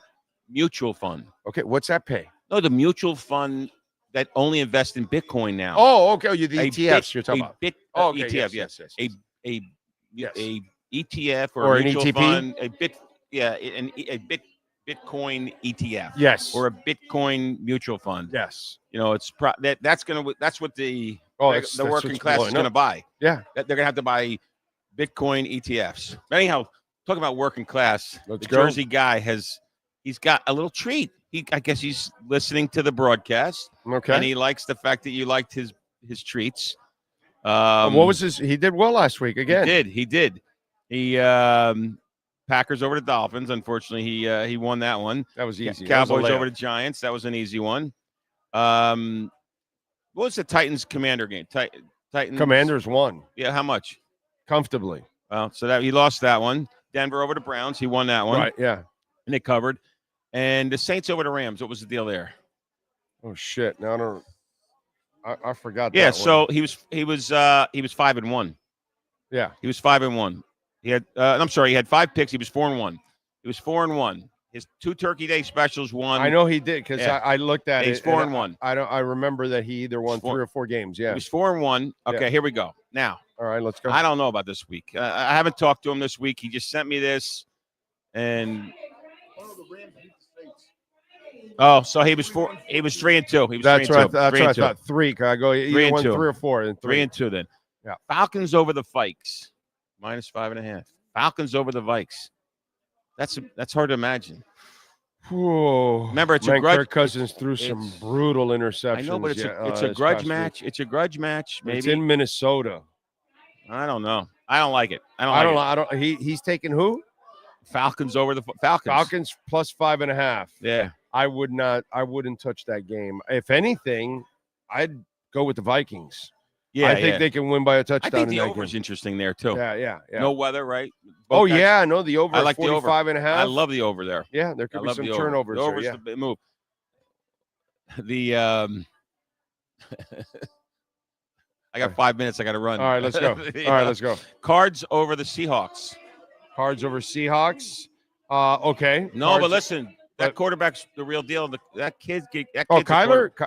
Kyler can play, man. He's hot this year. He's hot. No, Kyler can play. I've always been a Kyler guy. He can throw the ball. He's got to get better overall, but he can throw the ball. There's no doubt. And he can escape trouble too. Oh yeah. A water bug can Bills run. over the Rams. I think it's a no-brainer. 3.5. Yeah, that's Come a on, it's no-brainer. gift. I think I might 3.5. I might bet the. It must The be Rams are running out of gas. Yeah. I might bet the ranch on that one. Yes. All right. So now he says he has three specials. Okay. Tonight, Packs over the Lions. I don't know. +3. Yeah. I don't like this because the Packers played on a short week last week, and now they're playing on a 1 week later. So they were already playing on a short week. I know. That's and why. Now they're playing a week later on the same Thursday. That's a worn out team at this point, and they're going to Detroit. I know it's not a long trip or anything, but you're still on the road. Detroit is. I don't like it. Detroit is, by the way, Detroit has overcome a ton of shit because they got a bunch of injuries and they still play well. Yeah, but you know what? Jared Goff he's really playing well. Yeah, no, he's playing very well. I don't like it. But the Jersey guy likes Packs over the Lions. Okay. Monday, Cowboys over the Bengals. I guess he's just giving up on Joe Burrow. Burrows. he's given up on the Bengals. Burrow's played his ass off. I know, but the team, the team's 4-8 or 4-9, whatever the hell they are. It's bad. Where is it? What's the line there? Where is that? 5.5. 5.5? Yeah. Right? Yeah. Cowboys. +5.5. Cowboys +5.5. Yeah. How the hell did Cowboys get? Cowboys get over the Bengals. Yeah. He's taking the points with Cowboys. No, it's Bengals Titans. I have Bengals Titans. Oh, man. Oh, no. Bengals Cowboys. No, I went too far down. All right, Bengals Cowboys. There it is. Bengals 5.5. Yeah. Over and under is 49.5. And he's got the Cowboys? Yeah. No way. Now with that quarterback. No. You don't like Cooper, huh? No. And you're going so up you don't against you're only Burrow. agreeing with one of his picks right now. Yeah, so far, yeah. I'm not a big fan of this. And now he likes the over. He likes the over 49.5 on the Cowboys-Bengals game. I don't know. If you don't like the quarterback, you don't like the over. Yeah, but turnovers and stuff is maybe what he's thinking. Yeah, the Bengals defense is terrible. Yeah, the Bengals offense can score a ton. So it's the first time he's really, in a long time, he's given an over-under. So he went with over on that? Over 49.5. Yeah, the Bengals can score a bunch of points on the Cowboys. Yeah. Yeah, that's actually, that might be the bet. I tell you the bet I like is that over. I like the over on the Falcons and the Vikes. I don't know. I think. Okay. But that's my pick. That's not the Jersey guy's pick. No, the point part I'm not touching. Yeah, I hear you. There's no way I'm touching that. There's no way I'm touching that. All right.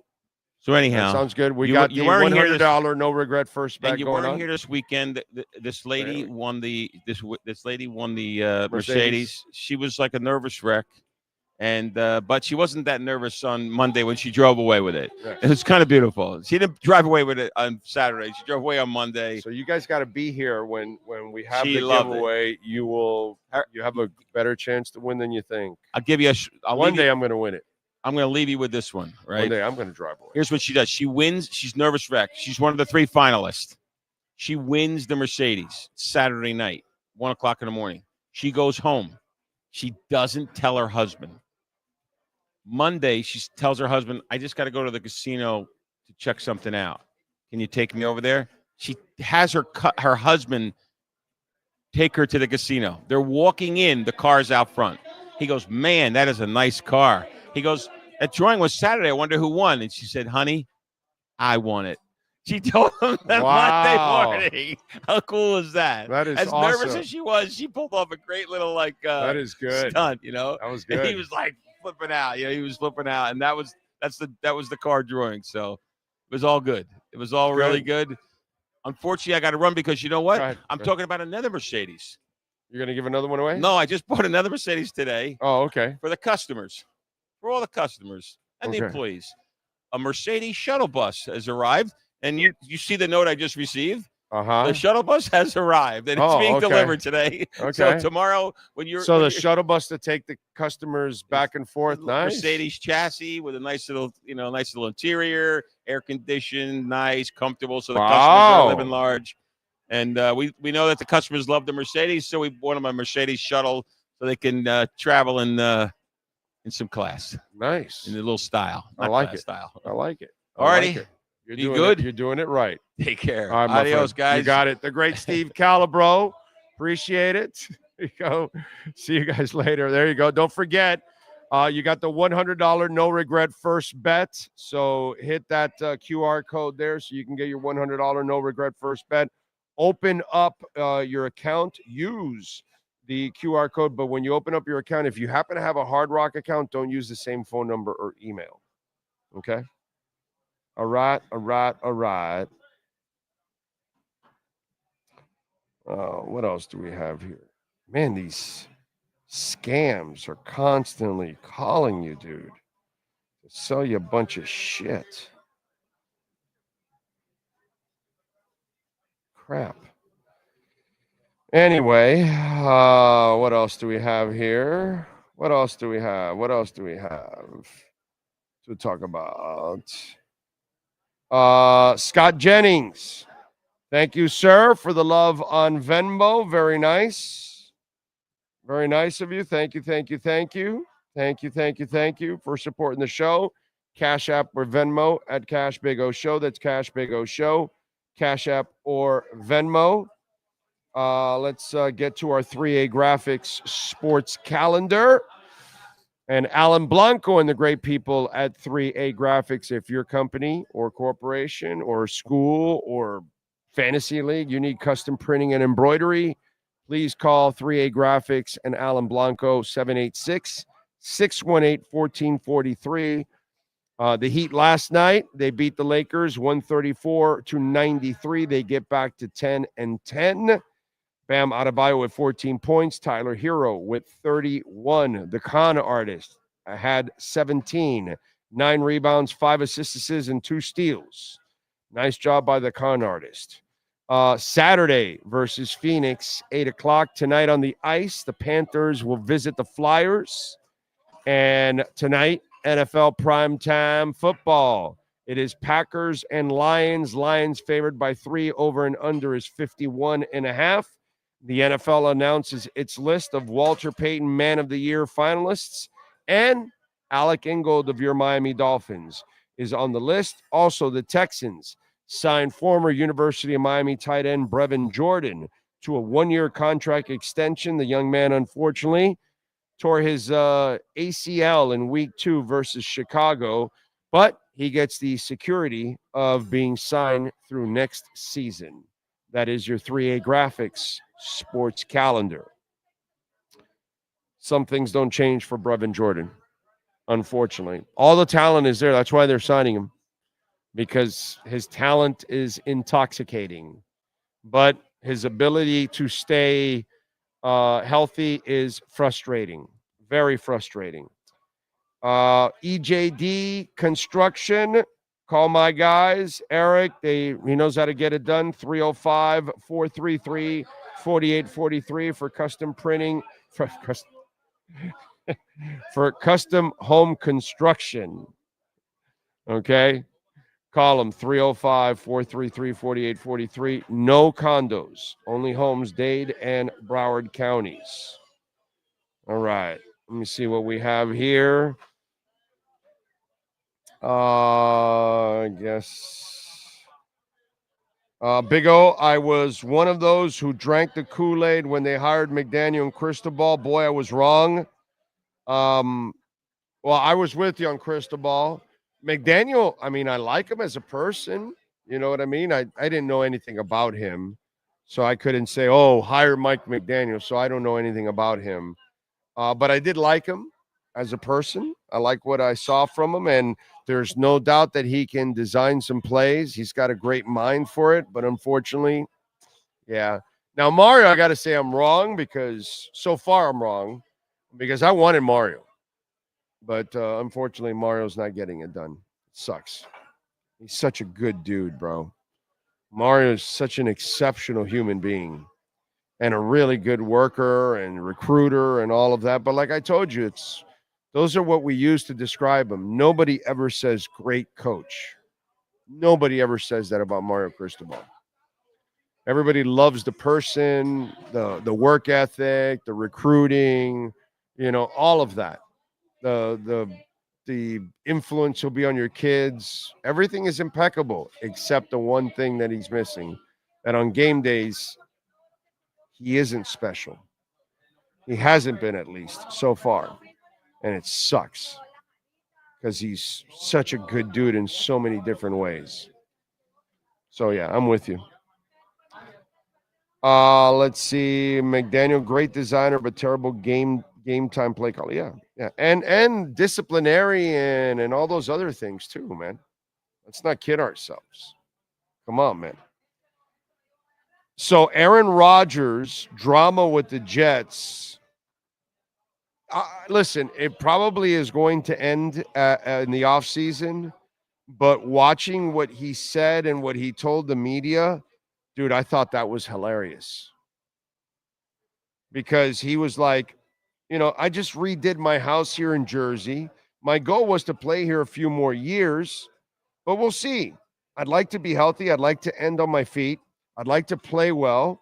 I'd like to feel like I'm wanted back. If not, again, I will not be offended. I won't be offended. I'll be thankful either way, whatever happens here. And he goes on to say, I've got to be healthy mentally and physically, and there's got to be interest on both sides. If that's not the case, I'll look at other options. But first, I'll think about whether I actually want to play or not. It usually takes a good month to get away from it, which I'll do in the first month and see what happens. And first of all, I don't know who's going to be stupid enough to take him. Okay. The Jets, God, I hope they stay with them because it would just be fantastic. You know? But ball's in Woody Johnson's court, and if all the reports are true, they're going to can his ass. But it would be great if the Jets brought him back just for the hell of it, just for my entertainment purposes. Just for me. I love it. I love to watch him suffer. But who wants to pick that guy up? Seriously. Who's going to pick him up? Who's going to say, "Yeah, no, we want him. He's going to be our quarterback." Guy's a cancer. He goes on that McAfee show talking shit all the time. I don't know. It's funny to watch this play out. And it was so predictable. I never, ever feared that situation. I fear more my own team, hurting itself than I do that team. I could fear Buffalo because they're way better, but I never feared the Jets. And it's a shame because they had a pretty good defense.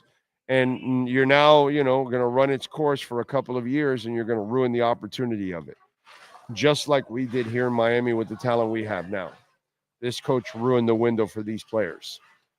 Could have been much better. Really sucks, dude. Royally sucks. I got to tell you.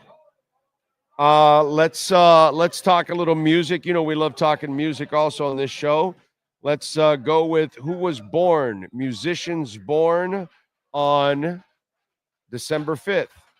Craig Gill, drummer for the English alternative band In Spiral Carpets. I haven't been jamming a lot of In Spiral Carpets in a few years. You know what? I think I'm going to go create a playlist and jam a little In Spiral Carpets. I like In Spiral Carpets. Back in the day, I was a big fan of theirs. John Resnick, lead singer, guitarist for the Goo Goo Dolls. Happy birthday to him, born in this date in 1965. Jack Russell, we just lost him. Rest in peace, Jack. Lead singer for Great White. Lost him August 7th this year at the age of 63. Jim Messina. Loggins and Messina. Singer, songwriter, guitarist. Also with Buffalo Springfield. Born in 1947. Let's see. Rick Willis. Guitarist with Foreigner. And also the Small Faces, too. And Bad Company. Born in 1947. Kim Simmons. Singer and member of Savoy Brown. Appeared in every album. Andy Kim. Rock me gently. Rock me slowly. Take it easy. Don't you know that I'm gonna... Okay, enough. Andy Kim, by the way.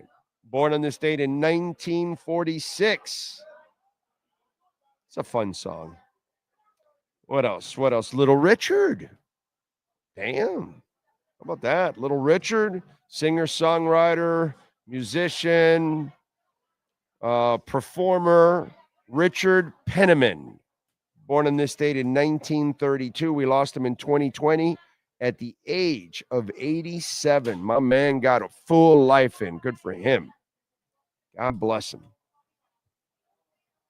Let's go with other famous folk celebrating birthdays today. Walt Disney was born on this date in 1901. We lost him the year I was born in 1966. And when I was born was October 1st of 1966. And Disney World was open on my birthday, October 1st, 1970. Just a little nugget there. Just a little nugget. Let's see, what else do we have here? Diego Velasquez, TV actor, is 23. Frankie Muniz, Actor 39. Who else? Lauren London, actress. She is 40 years old.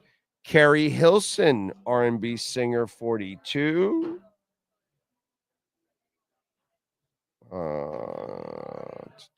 Martin Van Buren, former president, born in 1782 on this date. We just recently lost him in 1862. Just recently. I remember it like it was yesterday. Let's see. And Catherine Tate, TV actress, is 55. That's it for famous folks celebrating birthdays. Sean Stanley, do you have any wrestlers born on this date? Yes, sir, we do. Larry Zbyszko turned 73 today, and a man who was before his time. Nabisco. You said Nabisco, right? Zbyszko. Oh, Zbyszko. Okay, I'm thinking food. I'm a fat guy. I think food. It happens. It happens. I think food as well. Nabisco. And a man that was ahead of his time, the Dynamite Kid, who was born on this date in 1958, and he passed away on this date in 2018. Wow. At the age of 60. Yep. What's his name? Dynamite Kid. Thomas Billington. Kid. Thomas what? Thomas Billington was his okay government name from the United Kingdom. Those are birthdays, December 5th, 2024. There you go. All right. Let's turn the page. Let's find out what happened today in music history. First of all, in 2004, Bono, Paul McCartney, Coldplay's Chris Martin, Tom York of Radiohead, and others in Band-Aid 20 had the #1 song overseas with the new version of Do They Know It's Christmas Time? And they've got a new one now. And they've got a whole bunch of new stars part of it. And it's like a remix with the old version of it mixed in with the new version of it. If you want to check it out, it's on YouTube. Go check it out. And by the way, if you go on your, iTunes or whatever, or Amazon or wherever you buy your music, if you purchase the Band-Aid song, Do They Know It's Christmas, you're also making a donation. So you can buy the new version and, donate your $1.29 or whatever it is. I did it. What the hell, man? It's $1.29 and it goes for a great cause. Bob Geldof is still doing it. In 68, Graham Nash left the Hollies and formed Crosby, Stills, and Nash. That's it. Sometimes you reach that Southern Cross and you've got to make a decision. In 2005, Pink Floyd member Roger Waters, stinking anti-Semitic bastard, released his 2-disc live album In the Flesh, which included material from 4 performances across the country. Don't buy it. Don't support that piece of crap. In 2004, Sir Elton John received the Kennedy Center honor in Washington, D.C. In 81, Black Flag's influential debut album, Damaged, was released. In 73, Paul McCartney released Band on the Run. Thanks to the success of the title track and the song Jet, the album became Paul's most successful post-Beatles record. In 2005, Audioslave singer Chris Cornell became a father when his wife gave birth to their son, Christopher Cornell. And that's what happened today in Musica history. All right? Okay. By the way, Kraftwerk has announced a tour. Like one of the 5 most influential bands in the history of music. Okay? Are you listening to me? One of the 5 most influential bands, performers, whatever you want to call it. Kraftwerk is right up there with Elvis Presley, right up there with the Beatles, right up there with Led Zeppelin, okay? Right up there with anybody that you want to put. Kraftwerk, when it comes to electronic and disco music and freestyle and house and EDM, all of that. The godfather of all of that are those 5 German gentlemen from Kraftwerk. Okay? Without Kraftwerk, that genre doesn't start. And it started in 1970, I think it was 69, 70, 71 or something they put together, and nobody had ever heard of synthesizers and none of that shit. Okay? Kraftwerk was so ahead. It also helped rap too, by the way. Their beats also was an influence too to early rap, just so you'll know. But Kraftwerk has announced a U.S. tour. You should go check it out. I myself am going to try to be, well, for sure, I'll be at the Adrian R. Center on March 20th next year to see Kraftwerk on a Thursday. But on Wednesday, they are at Dr. Phillips in Orlando at the Steinmetz Hall at Dr. Phillips, and I want to go to both shows. Okay, just throwing it out there. Also, Pearl Jam has a Dark Matter tour going on, and they will be at the Hard Rock Live April 24th and 26th. That's one of those where you want to go to both shows. You know why? They'll play a shitload of different songs in the second night. They'll be in Atlanta April 29th and May 1st. They'll be in Nashville, Tennessee, May 6th and 8th. They're in Raleigh, North Carolina, May 11th and 13th. And they're in Pittsburgh, Pennsylvania, May 16th and 18th. I will definitely see it.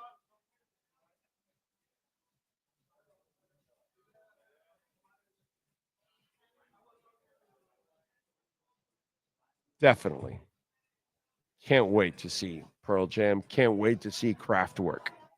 Holy shit, dude. That's amazing. Amazing. Anyway, let's see. Rodgers is so pathetic. His head is missing a tornillo. Yes, it is. Grassy Grower says, selfishness. Perfect. Sell the team. And we're fish playing fish soft ass football. That's it. That's what we are, baby. Shang Tu Sheng. Oh, I agree with you 100%. Fish are soft because of their environment. I remember one time Bill Walsh was a commentator for the Dolphins game. He mentioned that the fish are in a bad environment. He saw that. Well, it's just that it was different under early Shula, and then later Shula from the second half of Shula till now. It's just been a soft organization top to bottom, unfortunately. It's not really the players. It's the organization. It's not their fault. They just become what the organization is. So you gotta go find your Riley, bro. Your Shula. You gotta go find, the person that knows a Bill Zito that just knows how to bring the right people in the organization. Yeah, and Riley has done it forever for the Heat. Shula did it for a long time and then lost out because he couldn't put together the whole organization anymore. And then now you watch Sifu and Viola, and look what's going on. They brought in Bill Zito, and everything has changed. Bill Zito knows how to put it all together. They're missing the architect. And that's the problem. You got to put everything together, and it's tough. And you keep getting the wrong coach, and that really sucks. Big O, I am so going to see Kraftwerk. They are pioneers. Brother, it's automatic. Better say hi there, you bastard. Okay? All right? And by the way, the wife had the sweater on. She's worn that sweater you gave us like 5 or 6. She loves that sweater, bro. She's worn it a whole bunch of times. Thank you, Ray. Appreciate your kindness. Computer World album was sampled by tons of rap artists through the years. Yeah. Without Kraftwerk helped R&B and all the electronic, not R&B, rap and all the electronic genres. They started it all. They were the fire for all of that stuff. It's like Kraftwerk doesn't get enough credit. Did they ever make it into the? They did, right? They're in the Hall of Fame, right? I think we've had this conversation. I forgot now. They have to make it. I think they made it recently. Kraftwerk with a K, Kraftterk, Kraftwerk. So yeah, I mean it's crazy, but they are influential as it gets. You know, very impressive with what they've been able to accomplish. What? Pharrell Williams did. Pharrell Williams inducted him. Okay, that makes sense. I'm guessing just recently, actually. Yeah, I think so. I think they made it 21. Yeah, when this article was written. Yeah, it's recently. That's why I thought they were, and that's actually really cool that Pharrell Williams did it. I actually like that a lot because he's the kind of guy that would be influenced by Kraftwerk. We said an ardent Kraftwerk fan inducted with a video tribute. Of course, dude. Read his entire speech here. See, the thing about in music, okay, sometimes you have to take a couple steps back and put everything into context. All right? Think about this. The famed Little Richard I just mentioned now, the aforementioned Little Richard. Did anybody play or act like him before it? No, but this is what he envisioned himself. Did anybody play or act like Elvis? No, but that's what he envisioned from scratch. Did anybody ever play rock pop like the Beatles? No, dude. Did anybody ever sound like the Beach Boys? No. Did anybody ever sound like Black Sabbath? No. Did anybody ever sound like Kraftwerk? No. Did anybody ever sound like Nirvana? No. And that's the amazing part about being a musician, is that when you come up with a new genre of music, it's coming from nowhere.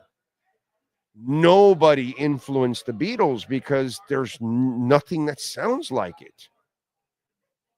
And they made Love Me Do like, wow, holy shit. And, every other song that they ever made, it came out of nowhere. And when they went to the studio to go do Yellow Submarine, whatever drugs they did or whatever it is, but that psychedelic stuff, it was just something that, you had never seen before.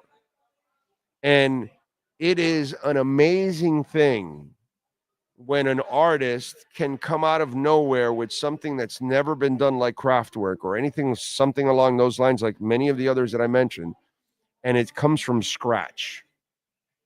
Like, okay, from now on, this is music. This person has decided this is music from here on out in the end of time. That's some shit, bro.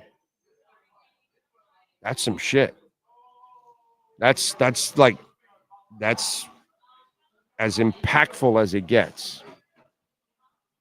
And those are things that you have to embrace. And then when you're the guy or the group that started an entire genre, wow. Mad props. So it's crazy stuff, man. Crazy stuff. All right.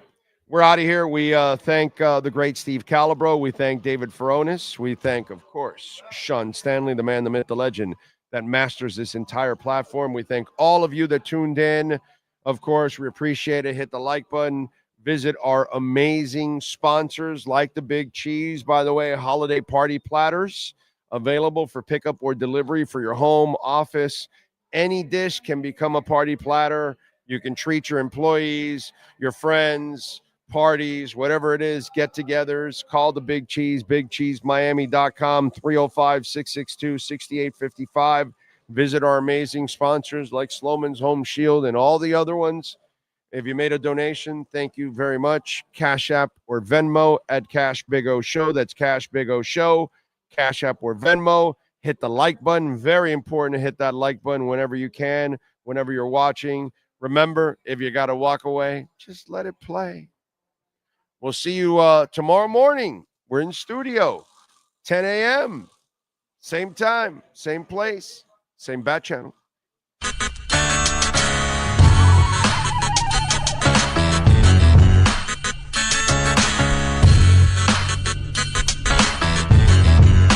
This is the Big O Show. This is the